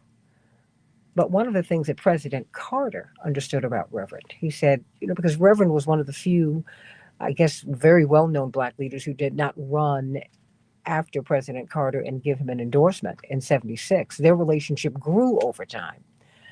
And he said, one thing I will say about Reverend, he is willing to live for or die because of his beliefs. You know exactly where he is. He said, and I can't help but respect that. And so I've got about a minute and a half here. It belongs to you, Abby Phillip, the author of A Dream Deferred. Oh my goodness. I almost want to cry today. Jesse Jackson and the Fight for Black Political Power. What would you like to say before you go, Abby Phillip? I always think about his beginnings because I think that might be, for me, the most inspiring part of his life and his story. And, you know, this young man from Greenville, South Carolina, who could have been absolutely nothing. He could have just stayed exactly where he grew up, in a small town, in a 3-room house. He could have just kept with what he knew. And I think that what is so profoundly inspiring for all of us is that this otherwise ordinary person decided that he didn't want to live an ordinary life. And at every possible opportunity for 60 plus years of his life, 65 years of his life, he always chose to get up, to make himself uncomfortable, to rise out of wherever he was, whatever the status quo was, and do something. And perpetual insistence on acting and doing something and not. Abby, that's the last word. Keep hope alive. Can I speak with you? Abby? Your opinion counts. 1-866. Abby, you are just an absolute gem. And I thank you. I thank you. Thank you. Thank you so much for having me on. Oh, look, I told you we're actually going to launch a podcast for this show. And I'd like to have just a little bit more time with you. Because we're going to be because I have 20 years of his. We've been doing the show 22 years, but really a couple of years ago, it became very clear that he would not be able to continue speaking. Yeah. And, well, you know, I've been writing the show and producing it anyway. So, you know, he wanted me to continue with the work. And I'd love to talk with you about what you've seen, because we have been trained to talk with everybody. You see, Jonathan is the co-chair of the National Prayer Breakfast, and he got a lot of grief for that. And you know, and he just said, "Look, you gotta take the fight to these people." You know, and he did that. And you know, I don't know if you saw his prayer that went viral. Millions of people saw it. I did, yeah. And you know, it's just what you do is you've got to lead. You've got to have the fight. You got to have Okay. it. But I thank you because I've always admired. Keep it alive for always. I felt your objectivity, your brilliance. Absent the book, I always felt that you were going to really walk down the middle. I mean, because really, we've never asked for a break. We just asked for fairness. And Yeah, so, yeah. thank you for the work that Thank you do. you. Thank you. And I will I'll be in Chicago for the services on the 6th and the 7th, so I will hopefully see you then. Okay, Or definitely. we'll Please talk reach out. beforehand. You'll be lucky to listen to Okay, it. I will. Please reach Thank you out. very much. Okay. May God bless you and traveling grace and mercies to you, and my love to your family. Thank you. You as well. Thank you. We'll talk soon. Absolutely. Reverend Grizzle. Bye-bye. Okay, I'm going to take on these calls. We have Daryl, Reverend Gray. Yes. Okay. Yes, I'm here. Okay, sweetie. I've had some people holding on. I don't know who 12 are, but we can Do what you have to do. Okay. Just let me know. All right. Okay. Let me know. Let me see who we have. I don't. Okay. We have Bobby, Anita, and Oh, Carol. wow. Okay. The other two I don't know yet. Okay, sorry. Hey, everybody. Keep Up Alive with Reverend Jesse Jackson. I am Santita Jackson. We're reflecting upon Reverend Jackson's magnificent legacy. We've heard a lot today from Abby Phillip of CNN. Of course, she has a tremendous book, A Dream Deferred. It's about Jesse Jackson and Black political power in America. I encourage you to get the book. It's very, very interesting, very Keep Up Alive. insightful. What's your name? I would also ask you to join us on Thursday and Friday at Rainbow Push at 930 East 50th Street, where Reverend Jackson will lie Hello? in state. Many people want him to lie many places, but we want to be at home. And so we hope that you'll come to 50th and Drexel, a Keep building Up that we Alive. marched in. It was firebombed the day that we marched in. Such was. People Are you felt there? that Reverend Jackson's message was so threatening. And we walked through those blackened doors and walked straight down the aisle, and we've never stopped. We've never stopped having these meetings. And so we hope to see you there. The doors will Keep Up open Alive. first thing in the morning, and the Jacksons will be there to greet you. And of course, we're going to be going to South Carolina. Hello. Reverend Jackson, a native son of that state, has been embraced by a state that used to be at the forefront of an apartheid America, an America that he absolutely alive. broke the walls down. When we were children, he said, Daddy's here to break this stuff up. Put it a little differently, but there it is. And so they dropped their flags to half staff, and they have given our family that honor. And so we will be leading a caravan to go down there. My mother said, no, we will drive there, and people can see us and see him as we drive up and down the highways, getting to South Carolina. And then he will have his final services here in Chicago on the 6th and the 7th. But please go to rainbowpush.org and get more information about our homegoing services. And so, before I go to Reverend Daryl Gray, Reverend Dr. Daryl Gray from the Progressive Baptist Convention, Reverend's beloved baby brother of many, many years, I'm going to get some of you callers in. You all have been holding, and you've been so patient. Chris, what's on your mind today? Chris, how are you? Good morning. How are you doing?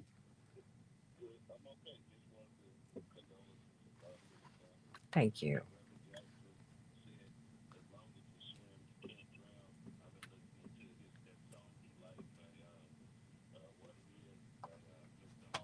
Yes.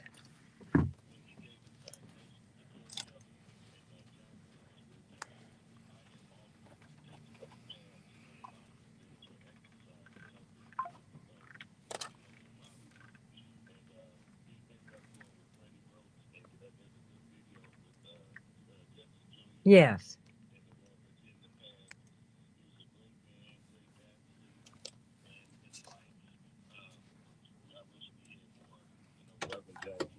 King. And in closing, if you keep in score, he did more better than he did bad. Great man, and love to the family, to your mom, and thank you very much. Well, thank you very much. Let me go to Bobby. How are you, Bobby? Pretty good. How are you? Doing great. What's on your mind today? Hello, I'm here. How are you?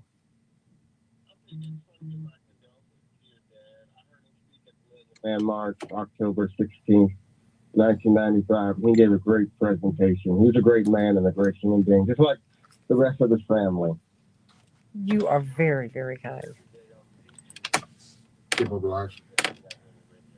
Oh, bless your heart. Hello. Thank you for your support. I hope if you are in the Chicago area, you will come by and see us at Keep Hope Push Alive.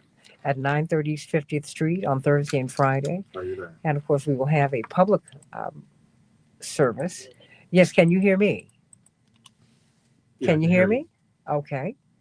Okay. What's your name? Hope you'll join us on Thursday and Friday at Rainbow Push. And then, you know, if you're so inclined, if you can, hope you'll join us at the House What's of your Hope on Friday night, March 6th. And then again at Rainbow Push, because we're going to send them off from home. Okay. Oh, you're so sweet. Please keep us in your prayers. Let me go to Anita. Anita, what's on your mind? Love you, Anita. Good morning. Yes.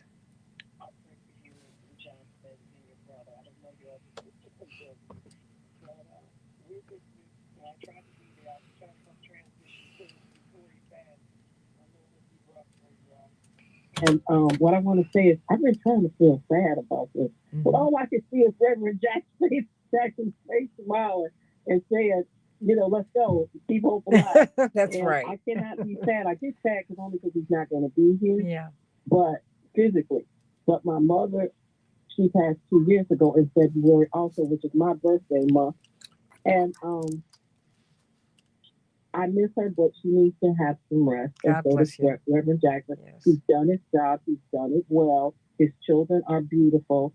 And you can relate his history to us just as well as he can, and maybe better, because he is supposed to be better and not, you know, wanting just to be just like Dad, but he's supposed to be better. I'm trying to be better than my family that taught me. So we're going to make it through this, and we're going to vote and make sure that we keep his hope alive and his dream alive, Martin Luther King, that fairness can come to people if we participate in our government.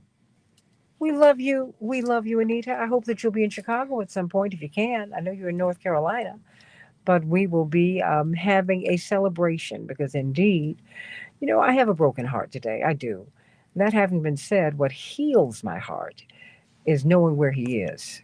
He is absent from the body, but he is present with the Lord. And oh, what a great good morning he had. He just took one breath and that was it.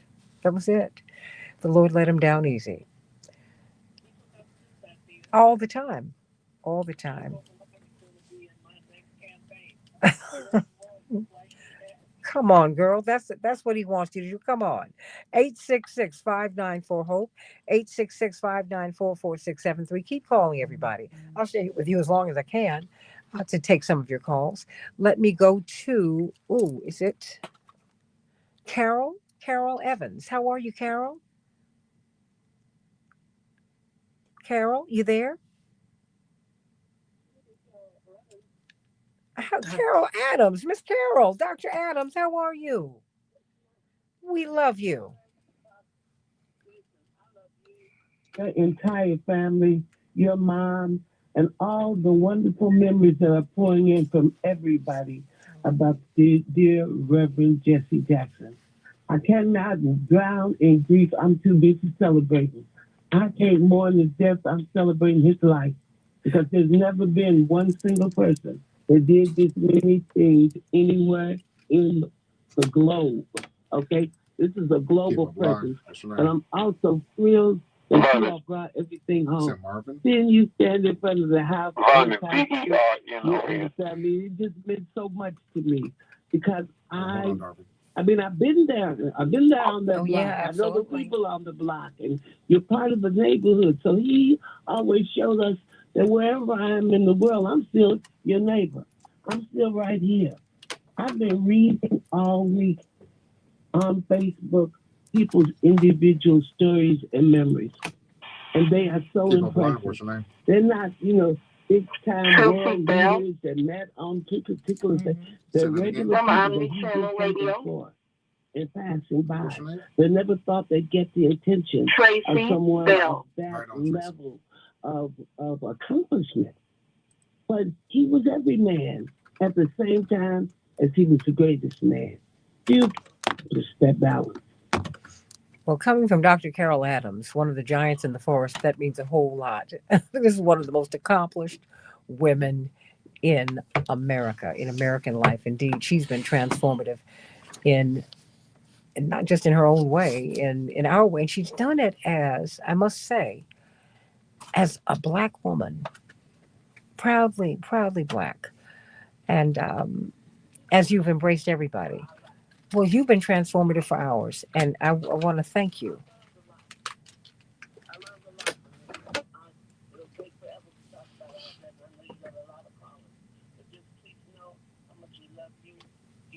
Is an important voice in this city and in this world, Santita. So we're glad to hear you. I was happy to be part of Push yesterday. It felt wonderful. I want people not just to keep hope alive. I want them to keep Push alive. So everything they're doing, they better channel it in some work. If you want to really honor Jesse Jackson, you honor him through your work, your service, your continued commitment. You know, one of the songs I got on my Reverend Jesse Jackson soundtrack is I've been running for Jesus a long time and I ain't tired yet. And that's what he showed us. Because he worked every minute. I don't care how they had to get him there. He was still taking care of people, still looking out for us. We're going to look out for all of you. We love you, Dr. Carol Adams. This has been the most pleasant surprise this morning. Because indeed, you have been going through your own season, and we want to thank you. We want to thank you and sending you so much love. So much love. Oh, are you kidding? She's family. Well, I've got Winona Redmond here. She's looking at me like I'm nuts, like I'm going to stop you, like my mother's going to beat me up. Are you kidding me? I don't need that grief today. I got enough. Oh, let me speak as we take in the calls. 1-866-594-HOPE. Reverend Daryl Gray, Progressive Baptist Convention, South Carolinian. Reverend will be lying in state in South Carolina, the state of Strom Thurmond. Oh my goodness. And the Citadel. Oh my goodness. The first slave auction blocks for Black people. Oh my goodness. Where he couldn't use a library a little more than 60 years ago. Oh my goodness. Look at that. It is fitting that Reverend goes back to South Carolina and goes back home. I mean, any biography that you read about Reverend, it is going to talk about Greenville, South Carolina. It's going to talk about the fact that, Reverend lived through segregation. He understood segregation. He understood going to the Black in area books. He understood separate, but he understood separate and unequal. He understood all of that. And so it is fitting that he goes back home. I mean, listen, that's my first experience with Reverend in South Carolina. And so I'm glad that he's going to be there. I understand that Chicago and Illinois have claimed him, but he's always going to be a South Carolina native. Oh my goodness. Absolutely. Absolutely. And your brother Kevin. Well, he met him at the gate. They were trying to figure out the next move. Indeed. Yes. That was the thing. There are a lot of young activists out of South Carolina that are activists because of Reverend Jackson. My brother Kevin, well, you know how much Reverend loved Kevin, and you know how much Kevin loved Reverend, and I told him it was a love-hate relationship. But I brought, and it's funny, I told Kevin years ago, I was working with Reverend Jackson first, when I was a student at Benedict College. And I introduced Kevin to Reverend Jackson, and then Kevin ended up becoming the Reverend Jackson Golden Boy. That was baby brother there. And I didn't harbor any sibling rivalry. I was okay with it. But the work that Reverend did, his work on Black college campuses and college campuses throughout the country, I mean, the things that people don't know, the careers that Reverend created, he molded, he shaped us. You and I talked last night, and I love Dr. King. I'm a disciple student of Dr. King, but there was there was always going to be something special about Reverend Jackson, about Jesse Louis Jackson. You know, a man among men, preacher. Reverend Jackson was that guy. His energy, his passion, his vision. Listen, I tell people right now, and I've been involved in civil rights for years, for decades, don't try to compare. You know, Reverend Jackson was Reverend Jackson. The work he did was the work he did. He changed the game. He changed black politics in America. He changed politics in America. And so I tell people, I said, you know, when you look at what Reverend did, 2 presidential campaigns, coming in third in one with over 3 million votes, second in another with over 7 million votes, down ballot voting. He changed the game, Santita. Everyone, I want you to go to jessejacksonlegacy.com, jessejacksonlegacy.com, so that you can get information about the homegoing services, jessejacksonlegacy.com. And I'm going to be working with you, Reverend Dr. Darrell. No, really, because, you know, my mother, Mrs. Jackson, his wife of 64 years, partner of 65 years, she wants to take a caravan from Chicago to South Carolina. And what she envisions is what Reverend Jackson did in 1988. We didn't fly into Atlanta. We took a bus from Chicago, and it was a whistle stop. Won't be that. We went from church to church to church, and we just kind of choo-chooed all the way down to Atlanta. Ended up having a huge caravan of cars going into Atlanta. And I want to work with you. We want to work with you about how we can just line up people, and so that they can say, so that they can see him pass on through like he used to do. Okay. But you know what, Santita, and thank you and your family so much for that. Reverend Jackson belonged to the people, and thank you for sharing your dad. The times that he had to be away. And listen, I know the hours that Reverend put in, that he put in. When we talk about push, and the reality of having to change the whole idea, people united to save humanity. That's what he wanted to do. I know that he served, but when Jesus Christ says, and I'm not comparing Reverend this to Jesus, when Jesus said, "Remember me," he wasn't just talking about his sacrifice. He was talking about his service. And so when we remember Reverend Jackson, I pray that people will remember not only his service, but his sacrifice.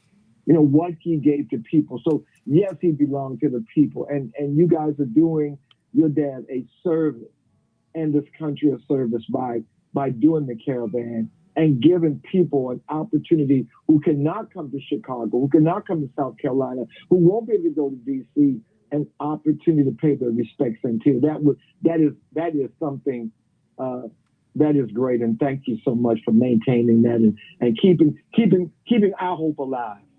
Well, we've got work to do. James Cleveland wrote the theme song for Operation Push, and it's entitled "The Push Is On." There's work for us to do. The push is on. The job is up to you. We can make it a better place to live in right now. Can't we count on you? And indeed, we do need your support at Rainbow Push. Please go to rainbowpush.org. Join the movement. We have got work to do. We have got to get registered to vote. We are still going to Selma as we prepare to send Reverend off on his earthly send-off. But he is here with us, everybody, when you look at the work. And you'll be hearing his voice from this show in the coming weeks, because there is so much that he has had to say. Oh yeah, we've been doing this show since 2004, and what a blessing it has been for me to have been able to spend every Sunday with my father. And sometimes he drove me to distraction, but he would do that. He did that with everybody. He was just a whole lot, and he was salty about being off for Christmas and Christmas and New Year's. I was like, Daddy, really? Come on now. It took me about 10 years for that to happen. Oh. Listen, but he loved y'all. But he was everybody was created for a purpose. Oh yeah. When the Bible says, "I knew you while you were yet in your mother's womb," God knew what Reverend Jesse Lewis Jackson, what his purpose was going to be, and Reverend knew that. That's right. And so it was so important. And he was a visionary. I don't know if people understand how much of a visionary he was. You know, when Dr. King talked about where do we go from here, Jesse was already on that pathway. Mm-hmm. When he was talking about economic development and Push Expo and making sure, and when Jesse used to say, when we talk about the boycott, and he would use the phrase, "We are going to withdraw our economic enthusiasm." So we're going to withdraw our economic, instead of saying boycott, we're going to withdraw our economic enthusiasm from this company or that company. If they don't do right by the consumers that have made them millions and tens of millions and billions. And so Reverend was so far ahead of his time. And right now, when I think about a lot of his work, I do think about economic empowerment. And so I'm glad to hear you and Yusef and Jesse Jr. and Jonathan talk about continuing that legacy. The Bible said that there are three things that are permanent: faith, hope, and love. And the greatest of these is love. But we talk about hope. We've got to make sure that hope abides. And I believe, honestly, Santita, that can only be done through Rainbow Push. I love the other organizations. I think that all the other great civil rights leaders, they're doing great work right now. But there is a special place for Rainbow Push, particularly as we talk about economic empowerment, economic development, economic wealth, generational wealth. Please, I know you're committed to it. I believe your brothers are committed to it, but I don't believe that anybody else can do it. Well, stay right there. Well, I'm going to stay with you all just a little bit after the top of the hour, but the fact is we are a religious organization. We are grounded. It is scriptural. Our other organizations are secular, and that is great. But you got to have something that's grounded in God's word and God's works. We come to comfort the disturbed, to disturb the comfortable, and to comfort the disturbed. That's what we do. Closing thoughts on Keep Hope Alive with Reverend Jesse Jackson. Please go to jessejacksonlegacy.com so you can get some information about the homegoing services. Back in just a minute. Is it possible? Is it possible for me to make a Coming up, comment? we'll have closing thoughts from Reverend Jesse Jackson right here. What Carol said. If you don't mind, let me just get off the air because I'm going to be here for a hot second with these people because I want to get the stay with me a hot second. Jeremy's running, but what I want to do is I want to grab some of these other callers. Jeremy, can you let them know? Jeremy, does he not have those beautiful head of hair? Look at this. His hair. Honey, and I never know what he's going to be doing, but it is so beautiful. Oh my gosh. Nice everybody, hair. look at Jeremy. No, I'm gonna get my hair braided. No, he doesn't need to. You can just wear it like that. Is that just natural? Yes. He should. Yeah, his name is Geiger, honey. Yes. Please. Yeah, please. This woman got so upset was I think I was seeing some clip about my father, and he was talking about, his background. And they said, he should be colored, he should be mixed race. I said, wait a minute. In America, that's not what we do. We have the one drop rule. And the one drop rule, quite frankly, worked to our advantage. Because everyone from Thurgood Marshall to Adam Clayton Powell to Andrew Young to Jesse Jackson and people on that side of the spectrum to someone who was blue, we were in the same pot. What did Louis Armstrong say? Why am I so black and blue? Yeah. So let's, get out of here. Get out of here. I'm like, what is this? I mean? I hear them, because Reverend has never denied any part of his lineage. Right. And Farrakhan used to talk. Minister Farrakhan talks about it. He said when you see him, you can take him just about anywhere in the world, and he blends because that's what he looks like. When Anwar Sadat met him, he walked into President Sadat, leapt forward and said, "Oh my God, you look like me. Oh, you look Egyptian. Oh." My mother said that trip was she said it was mind-blowing. She said because the Arab world has grabbed him because they said, he looks you know, he That's blended. right. And you go to other parts of the world, and look, I go to Brazil. When I come back on the plane, they don't even ask me for my passport. I have to let them know, no, you need my passport. Okay, no, coming back from Cuba, no. Hey. Woo. And you have, because more You black blend people, in. you do too. I do too. Okay, more black people were sent to South and Central America than were brought to the United States. That's So you right. see every iteration of you. Well, Okay. Rio de Janeiro, But that his is hair where was all fine Brazil is now. where many of the blacks Yeah. dropped off. They were Yeah, dropped you them off originally. Yes. You know, that's what my mother told me to watch it. She said, your stuff's gonna thin out like your daddy. I said, thank you, Mom. He said, yeah, that's what happens. Because you have nothing. It just thins out. So But we're gonna listen, yeah. but hold on, because how much time Go am I ahead. gonna have? About a minute? Not even that. Okay. You're gonna have like seconds. How many? 10? Because I thought we had 4 minutes and we were gonna. Okay, Yeah, we did. I see. We didn't come out to like 53. Oh wow. So then I got about a minute, maybe. You got about 30 It's seconds. perfectly okay. You do whatever you need to do. Oh, you know what? Look, God is good. I can tell you that right now. And God has smiled on us. You know, Yeah. people ask me, "Are you gonna go into work today?" I said, "Of course I am." My father went and spoke the day after his mother died, and his heart was smashed to 25 bits. seconds.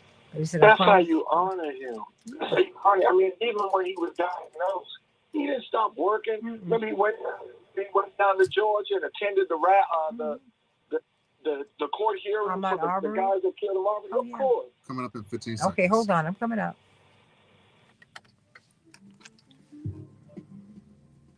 You're listening to Keep Hope Alive. We want to hear from you. Please email your questions or comments to Reverend Jesse Jackson at keephopealiveradio.com. Hey, everybody. Keep Hope Alive with Reverend Jesse Jackson. Hey, stay right here on the Santita Jackson Show YouTube channel. We're going to be talking a little bit more, answering your calls. But I want to thank you. God bless you. JesseJacksonLegacy.com. See you this week at his homegoing service. Keep Hope Alive with Reverend Jesse Jackson. For more information on I can take my headphones off, right? Please visit our Thank website you. So I can speak at to everybody. www.keephopealiveradio.com. Daryl, are you still there, honey? Daryl? Yeah.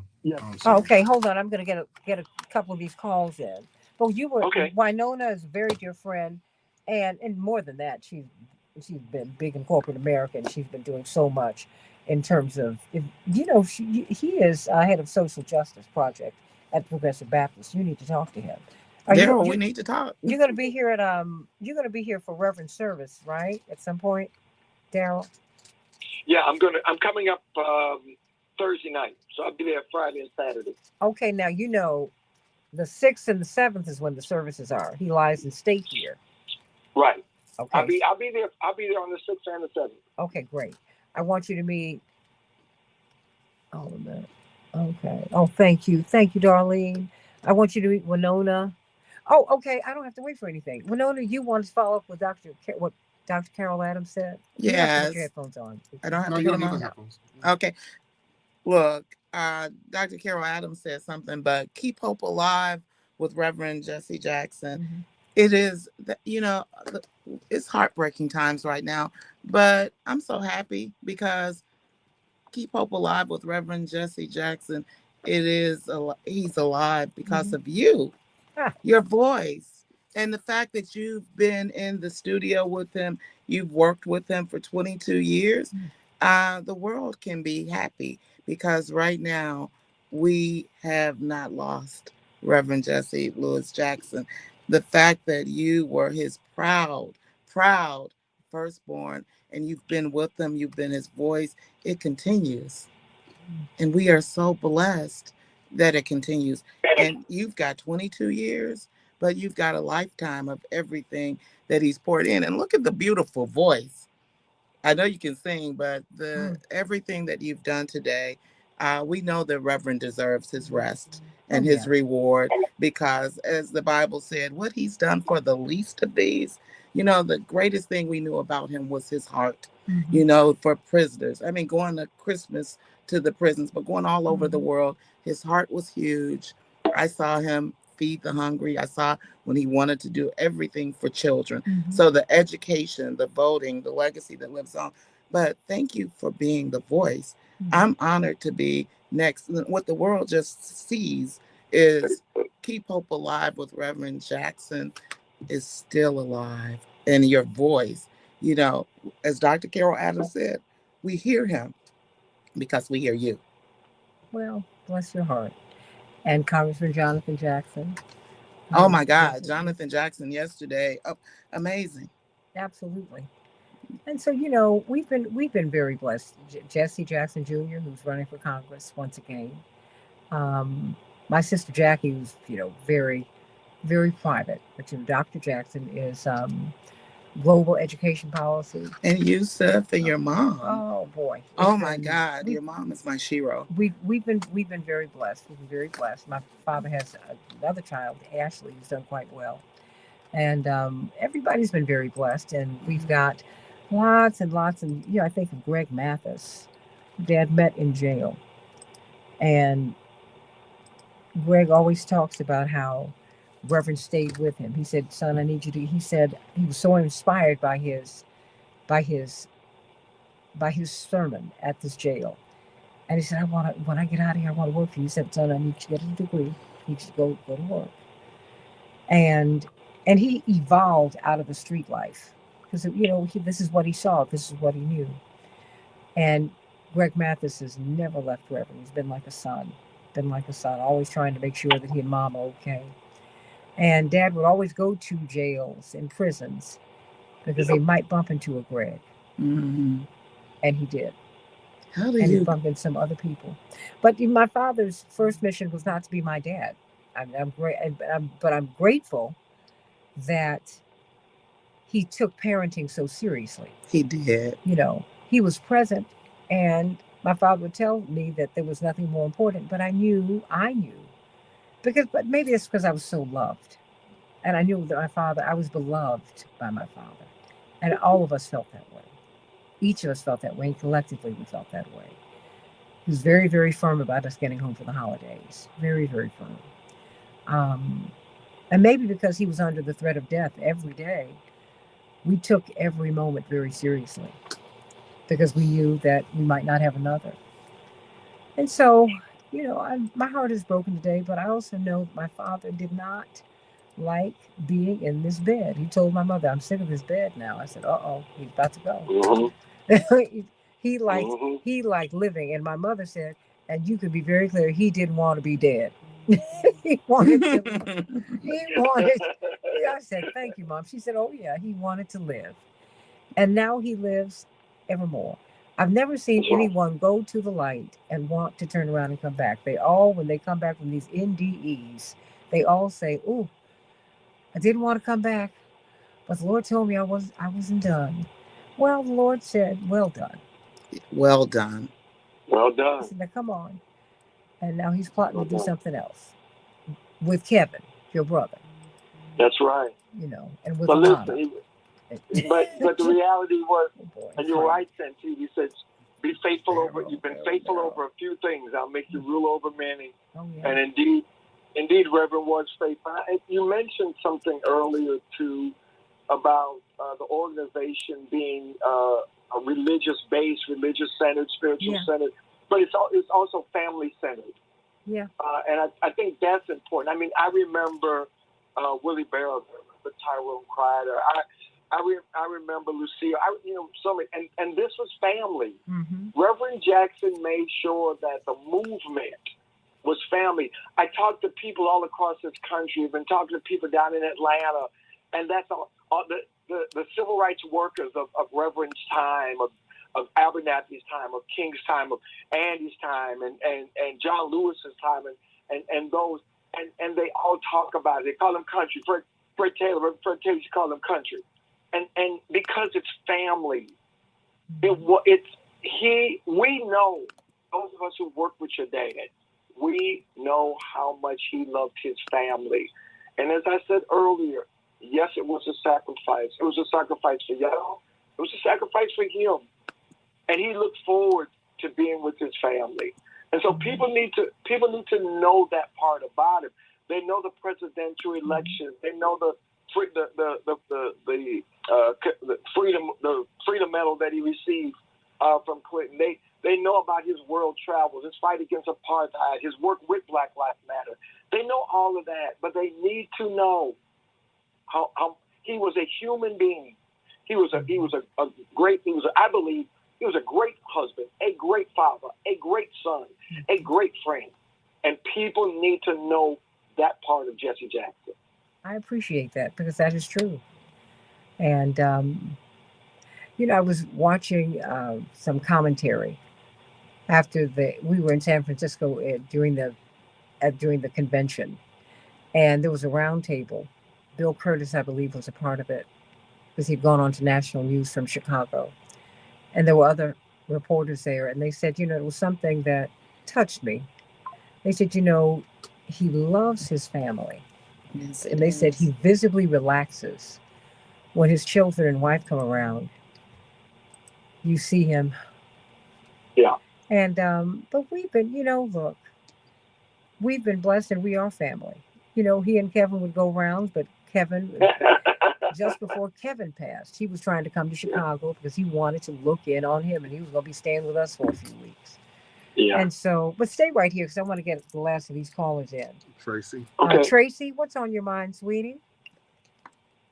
Good morning, Santita. How are you? I'm hanging in here. I'm actually doing well. God is good. You all your prayers are getting us through. Thank you so much. Thank you for taking the call. Good morning, Winona. Good morning. So, Santita, the one of the aspects that I wanted to talk about, Reverend, is the economic empowerment, because a lot of corporate America, a large part of corporate America in this DEI issue was because of Reverend Jackson.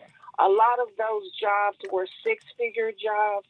A lot of those people came to prominence because of the work he did, and specifically in Chicago, the Walgreens Corporation, as you know, Walgreens is in every major city and town across this country. And because of that lawsuit that Walgreens was involved in, DEI became a part of Walgreens and their way to address what that lawsuit was about, and that was the lack of inclusion, the inequities in Black people and minorities in that corporation, who at the same time spent so much money with their corporation. So the GMs of the world, the General Motors, the Chryslers, the Nike, the music industry, all of that DEI and that corporate consciousness of DEI was because of Reverend Jackson. And me specifically, my job in supplier diversity at Walgreens and making sure that Walgreens, what they purchased to go in their stores, that they made billions of dollars from, that those supplies were purchased, 10% of them, from minority suppliers. And so that work, that economic empowerment that now helps fuel each one of our households that we don't even think about because it's just become normal.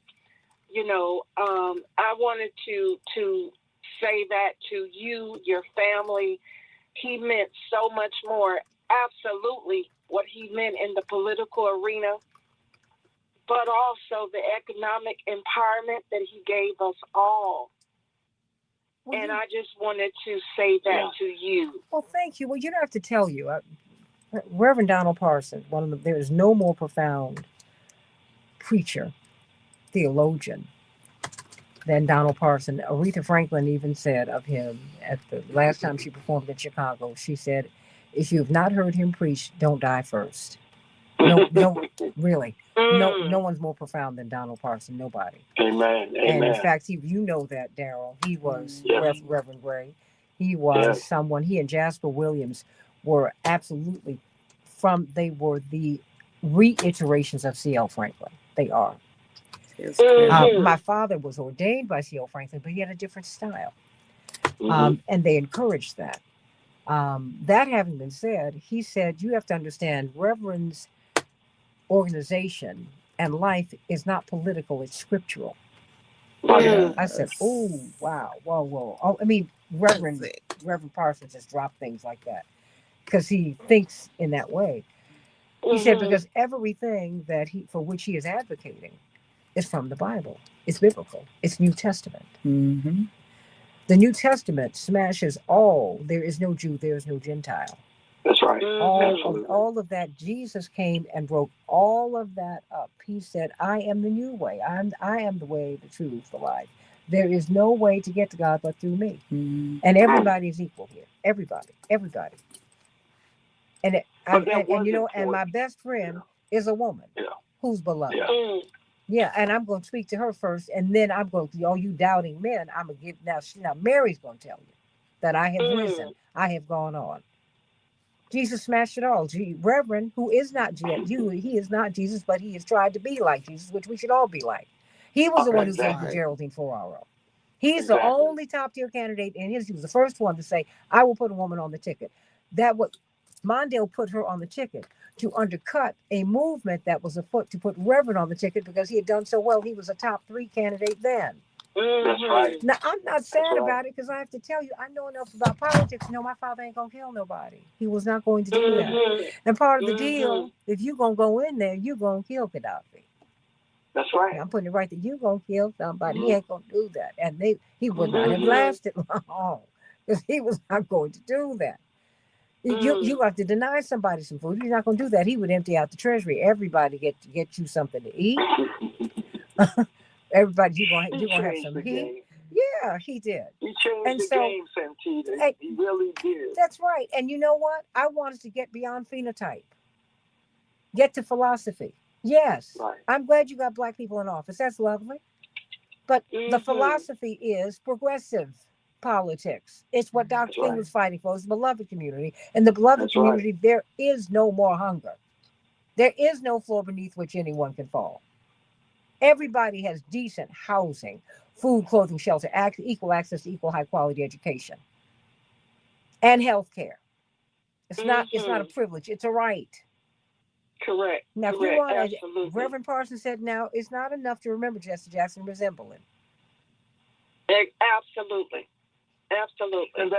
And that's why the legacy has to be continued through the organization, through the children, through the family, through the extended family. Because if we're talking about keeping hope alive, then we're talking about we hope that America can become its better self. And that's what Reverend sacrificed for. It's not enough to say he lived for that. He sacrificed for that. And so that's why it's so important for us to keep that alive, that hope alive. And we're going to do that. We're going to do that through his family. We're going to do that through his organization. We're going to do that through his work. And we are all going to strive to be like that Reverend Jesse Louis Jackson. And he was an extension. Push was always an extension of the church. And my church, other churches, created our outreach ministries based upon the example of Push, Rainbow Push. And so we must continue to do that. We're going to do it through the Progressive National Baptist Convention. I know he showed up at the Democratic National Convention in 24, but last year, Reverend's public appearance was at the Progressive National Baptist Convention in Chicago, where he received the President's Award from our president, Reverend Dr. David Peoples. And so he is a son of the movement. He is a son of Progressive Baptist Convention. I would say he's the founder of progressive politics. Not the son of progressive politics, but the founder of progressive politics. We need to keep that alive. We need to keep that going. We're going to do it, Santita, through you and your family, through your brothers, through the organization, through this radio program. That's our commitment to Reverend Jackson's life and his legacy. Let me tell you something. This is about spirit, not about blood. My father did not hand off a baton to us. No one handed the baton off to him. The baton fell, and Reverend ran and picked it up. Now, we're going to do everything that we can, but we don't do inherited politics. My mother rails against that. No, no, no. This is not the Jackson Coalition. This is the Rainbow Push Coalition. Amen. This is for everybody. This is for everybody. Reverend was not trying to build something, so my children can. No. That's not what this is about. This is about your children getting involved, your child heading the organization, your child doing the work. That's what this is about. Yes. Do I carry a lot of history? Yes. Will I be sharing it? Absolutely, I will. But that's not for me, it's for you. You know what? I want to let you know about being in the car with our parents as we were riding into the arena in Atlanta. My father packing us in the back of that car, all 5 grown children in a car for 4 people. Oh my gosh. But he said, I want to talk with you, because these cameras were everywhere all the time, even in the tunnel. And he said, before you get out of this car, I want you to know you all are going to introduce your mother and I tonight. And by the time we leave, we're probably going to be the most famous Black family in America, if not the world. He said, but this is not for you. This is for some nameless, faceless child who didn't have a daddy like me. Mm-hmm. This is for Mrs. Parks, right, in the car who's just behind us. This is for your great grandmama. She was going into dementia and she couldn't read or write. She almost didn't vote for him because she didn't want the world to see that she couldn't read her own name. And she could not sign an X. Wow. We had to beg Grandma Tibby, who you knew, to go. I mean, because the press were outside, but she would have to publicly acknowledge that she couldn't read or write, and she did not hold a pen. And I can tell you, he said, this is for the nameless, faceless people. It's for these kids over in Gaza. It's for these in Soweto. This is for these kids in Northern Ireland. This is for Inglewood. This is for Compton. This is for. He said, so don't get it twisted. We have become in a generation what people fight all their lives to be. They might not ever get here, but if they see us tonight, they'll see a family. They'll see a mama and a daddy with their children. Okay. That's what they're going to see. They're going to see us together. That is so profound. Oh yeah, no, and then he let us out the car, and I was like, I hope my skirt's not wrinkled, because it was a fabulous outfit. But I was still, but you know, no, but and only Santita would remember that moment, because that to me, that was the moment for me. Yes, that was but it. You had a lot of moments. Well, but you know, Santita, yes, Jonathan. Congressman Jonathan and soon to be Congressman Jesse Jr. We'll see. Has told all these wonderful recounts and all of the positions of political and every kind of empowerment of your family for years, and on the Ramoski Love Show. So we would love to hear you share some of those stories and with the world, but I'll definitely double back with you, and hopefully after next week. I know next week is going to be a busy time. Mm-hmm. It's a busy time. After next week we can schedule you to get on me in the morning with Ramonski. Oh, I love Ramonski. We love Ramonski, and tell him to call us because we need you all to be a part. Okay. Absolutely. I'll call you after this afternoon. Do that. Okay. Because, everybody, it is all good. Our father has had a triumphant life. Yes, he has. I've got to tell you, yes, do I have a broken heart? Yeah. But, and there are times when I catch myself and I cry. But I also, when I think about God, I thank God. When I think about all the years that God gave him, I thank God. When I think about the strength, I thank God. I saw a clip last night from CNN. My father just turned 50. He didn't look like he was 35. And the interviewer said, wow. She said, are you denying that you're 50? He said, oh, no. Most people in my position don't live this long. That's it.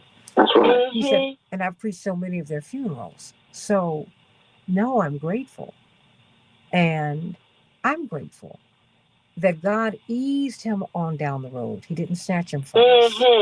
But if he had been snatched from us, I would have said, it is your will. Thy will be done, not my will be done. And I'm so glad that our Father gave all of you his love, the last full measure of his devotion. He gave it to you. And so just know that Yes, he did. I love you, Kitty Kurth. I love you. Was it Reverend Dr. Wayne Scott Williams? Now, you know, when you said makeup, honey, I fell in love with you, Wayne. Wayne used to do makeup for Fashion Fair. Wayne, find me. You love me. What? You looking at me right now? You better send me a direct message and let me know how to get in touch with you, because anyone who knows how to make up the face, you know, I love it. I love the tricks. Yeah. Oh, Lord, bless your heart. Yeah, I'm pitiful. Yes, I am. Okay. Yes. But you know what? But in all seriousness, thank you, Winona, my sister, for coming in with me today, because she said this is going to be a tough day. And you know what? It has been. But my father told me years ago, if you do not make it beyond me, then I will not have done my job. Wow. He said, so first time I saw someone point what I thought was a loaded gun at my father, I was 5. And my mother said, I don't have time for tears. I need witnesses. If this happens again, I need you to look around, baby. Malcolm's children were my age at that time. Right. They watched their father killed. And so that's my background. And so all of these extra days that God has given him, because that's what I look at him as having had a lot of extra days. I'm just grateful. But more than that, I'm grateful for the love. You know, anyone who would hear from people on the street and King Charles, that's a different kind of guy. Immediately, King Charles sent out a message when he died. Trump sent out a message when he died. And then at his his Black History event, he called him a hero. He said, no, Reverend, he said, Jesse was a whole lot. He was a whole lot. He was a whole lot. He said, but he was my friend. And they had their disagreements. But my father never closed the door. He never felt someone was irredeemable. That's why I've never allowed anyone to come on this show in his spirit and call him or anyone out of their name. If you don't want people calling you out of your name, don't you call anyone out of your name. Don't be surprised if you might see at that funeral, because it will be the people's funeral, and who want to come will be welcome. That's right. Because at some point, my father never had an enemy. He had opponents. He loved everybody. He could come out of a meeting with people and have the most strenuous disagreements, and they get a hug. Roger Ailes said, if I were in a foxhole, I'd want your father in it with me. He said, I don't agree with him on everything. He said, but let me give you some advice that's going to carry you far in this business and in life. Keep your integrity. He said, I know a lot of people who are in your space. They don't have integrity. They can be paid and they can be bought off. He said, your father cannot be bought off. He said, if I tell him something, he carries it to the grave. He said, I will always trust him because he's a good man. Now you keep that. Wow. Keep that. So no one is beyond redemption. Don't do that, anyone. Everyone can be redeemed, and you need to pray for that, because you're gonna need redemption too. God knows who you are. Absolutely. God knows who we all are, and we're all imperfect, and we're all in need of healing. When President Trump went off on everybody at that National Prayer Breakfast, and my brother was sitting next to the podium because he's the co-chair. Because they have a Democratic co-chair and a Republican co-chair. And because it was a Republican audience, and we were about there were a couple of Black people there. I was one of them. And Democrats, I was one of them. But they think we were the only ones in the room. And everybody said at the table, some people were crying because they were embarrassed. Because he just went off and went on, bless his heart. Because he's human too. This is someone who's not accustomed to not being liked. Howard Stern said it. This is someone he's been beloved by the public. People have enjoyed him. Now he's hated by half the country. This is a nightmare. So when we were at the table, I said, please don't get upset. I said, no one is beyond redemption. I said, look, they say that every country gets the leadership they deserve. I said, no, they get the leadership that they are. Mm-hmm. I said, he's who we are. He's who we are. I said, so all Hola. Esta llamada está the siendo hubris, traducida y subtitulada. I said all of the hubris, the excessive pride and arrogance, and the blowing yourself up, which is America does, because with American exceptionalism, and I said all the things that you see in him, that's who we are. Mm-hmm. So now pray for him, as my brother said, pray for him, and work on yourself. Don't get more upset with him. At the end of the day, that's all we can do. We have to look inward and we have to recognize. And I think that what you just said is so profound, but you said so many profound things this morning. Is what you're actually helping me with my sermon for this morning, Santita. Reverend, listen, I've been knowing your father most of my life, and I consider him a good friend. And I don't believe that he sought the pedestals Never. that some may think. And I believe that he did the work. He received the honors, the accolades, the awards because he did the work. Yeah. And we have to continue, as you said, to do the work. My family of activists came as a result of watching your family headed by an activist. And so you're absolutely right. And when Reverend said, he said, if I believe what I conceive, then I can achieve. It's the same as saying, if I see it, I can be it. Absolutely. I am who I am. I'm a preacher. I'm a pastor. I'm an activist. I consider myself a theologian every now and then because I was able to see it through people like Reverend Jackson. And I'm praying that my family, my children, grandchildren, will be able to see it through me as I saw it through Reverend. Well, we do. And we've seen it iterated and reiterated in your family over and over again. Great freedom fighters. There was no one closer in this world to me than your brother, who I loved him with my whole heart. And he had a pure heart. Yeah. And he walked out of the 84 campaign, Tracy. And Daryl, you know this. He said, we're going to win this state. He said, now we won. He said, we're going to take the teeth out of South Carolina. We're going to take South Carolina. And he did, because they took it, but it was a squeaker. Yeah. He said, no, we're going to have a convincing win. And they won by, that's why, and after 88, because of his brother's work, because he started registering people to vote the day after the primary. And he said, what we're going to do, he said, because he understood the system, because he was a system guy. Yeah. He studied. He was a brilliant guy. Yeah. And he said, what we're going to do is do a reset, and this will be the Black primary. And no one will be able to get the nomination unless they go through the Black primary in South Carolina. Wow. That's his brother. Wow. That's his brother. Oh, no. Kevin loved your father. Kevin loved your father. And he loved your he father. loved him. And plus, mighty man of Omega. I love Omega Men. Don't make me start barking on. Come on now. I'm Delta. I tell you, I love Omega. Rev was a big Omega. He's a big Omega. But did you know? Historic. But he would know this. I just found out that my father's the only Omega outside of the founders who almost became Grand Basileus as an undergrad.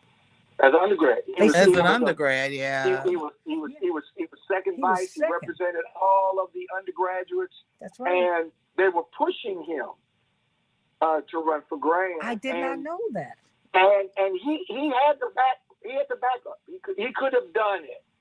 But I'm glad he did. I am glad he chose a different road.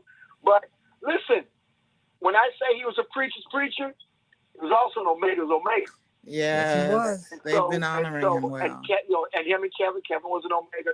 But I want to say this, Santita, because I don't want to leave without it. My mother, when Reverend Jackson couldn't come to Kevin's funeral, but your mother came and you came and represented the family, that solidified our love, our family's love for your family because you didn't have to do it. You sang at the funeral. You sang at the funeral, and your mom was there, and my mother, and God bless her soul, she passed away less than a year ago, and y'all sent a resolution to the church for my mom. I just need people to know this day the passion and the commitment and the humanity of your dad, of your mom, of your family. And so as we celebrate his life, let's celebrate his life. Let us not come to this moment as those without hope, because we believe that those who die in Christ will be risen in Christ. And Reverend Jackson is not behind us. He is in front of us. And I cannot go to be where he is, said David, but I cannot bring him back, but I can go to be where he is. Absolutely. What my Uncle Saint put it, so you remember Uncle Saint, he was a little salty. He said, don't feel sad for me. He said, I'm not going anywhere you're not headed. So follow me, okay? But I love you. Everybody, go to JessieJacksonLegacy.com and go to the Santita Jackson Show YouTube channel. I'm going to be activating SantitaJackson.com this week and streaming different activities. I'm not going to be on AM 950 radio because we're preparing to do a lot.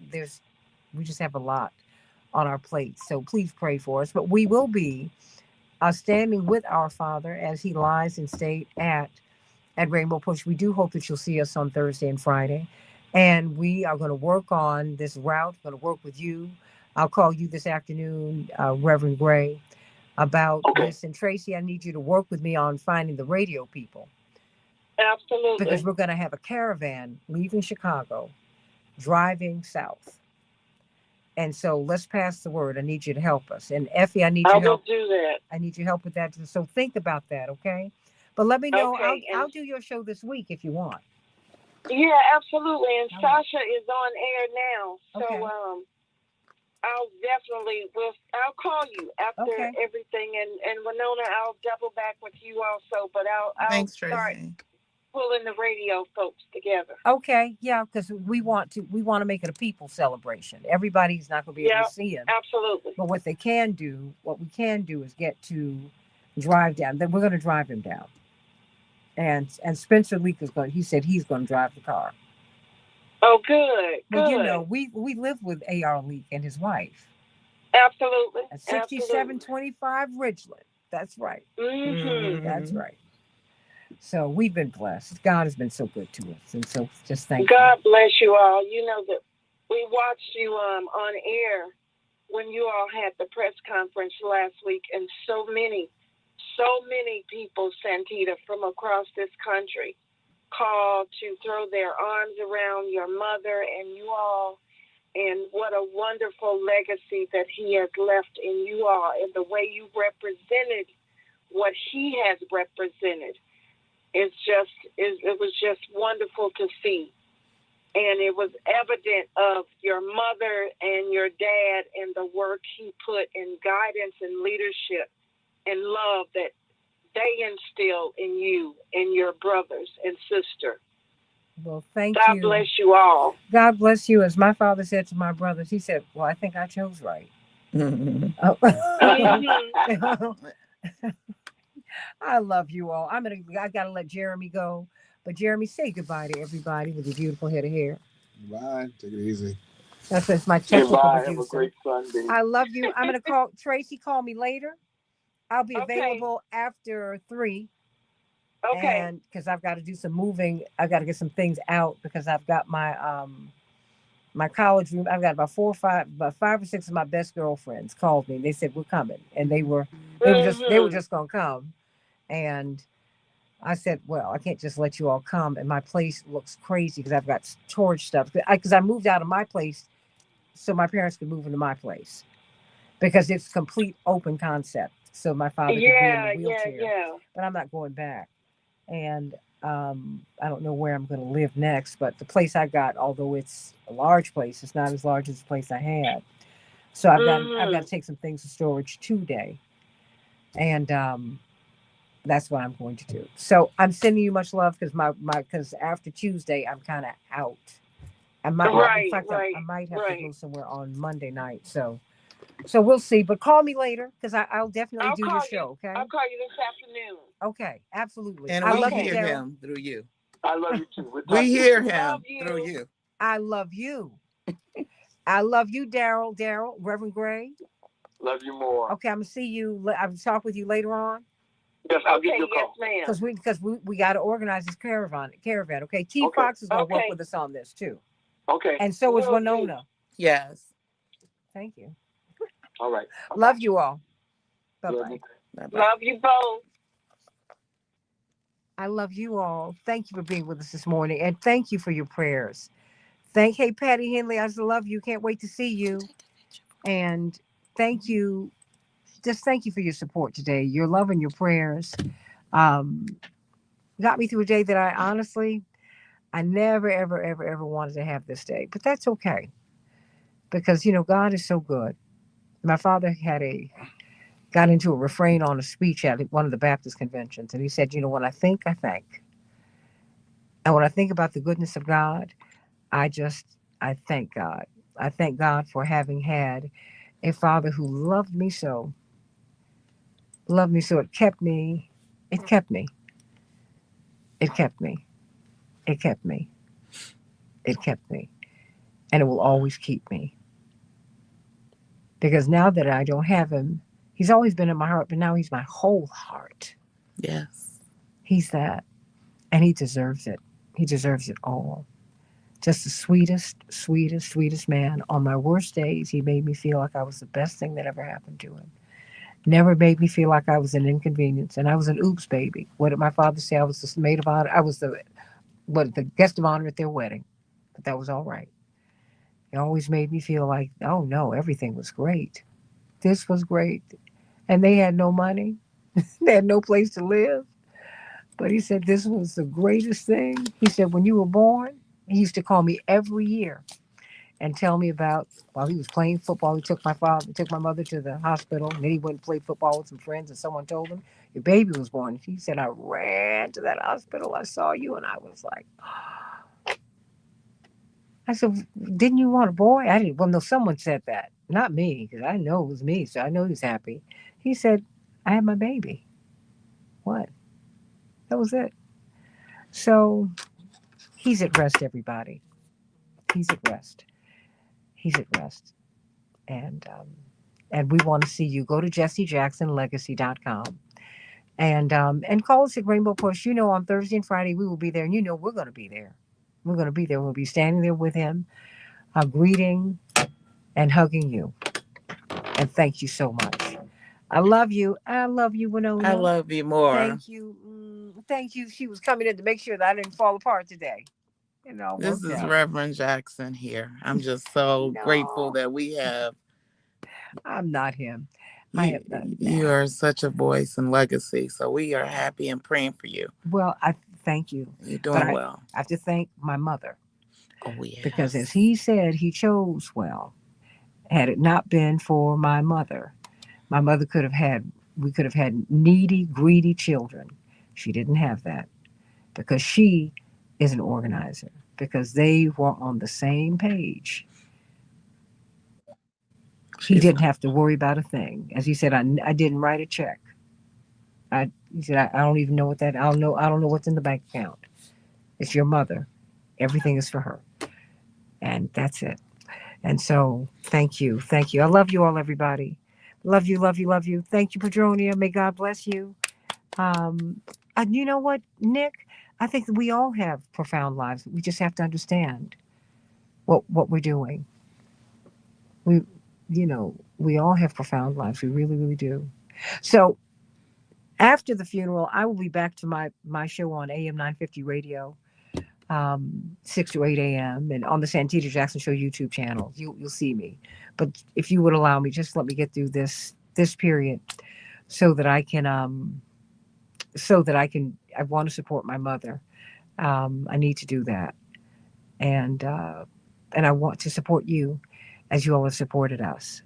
So I hope to see you at Rainbow Push on Thursday and Friday, at the House of Hope on Friday night, the 6th, at the Rainbow Push on the 7th in South Carolina. When we drive down there next week. I love you, everybody. May God bless you real, real good. And thank you for all of your love. God bless you. And always remember to keep hope alive.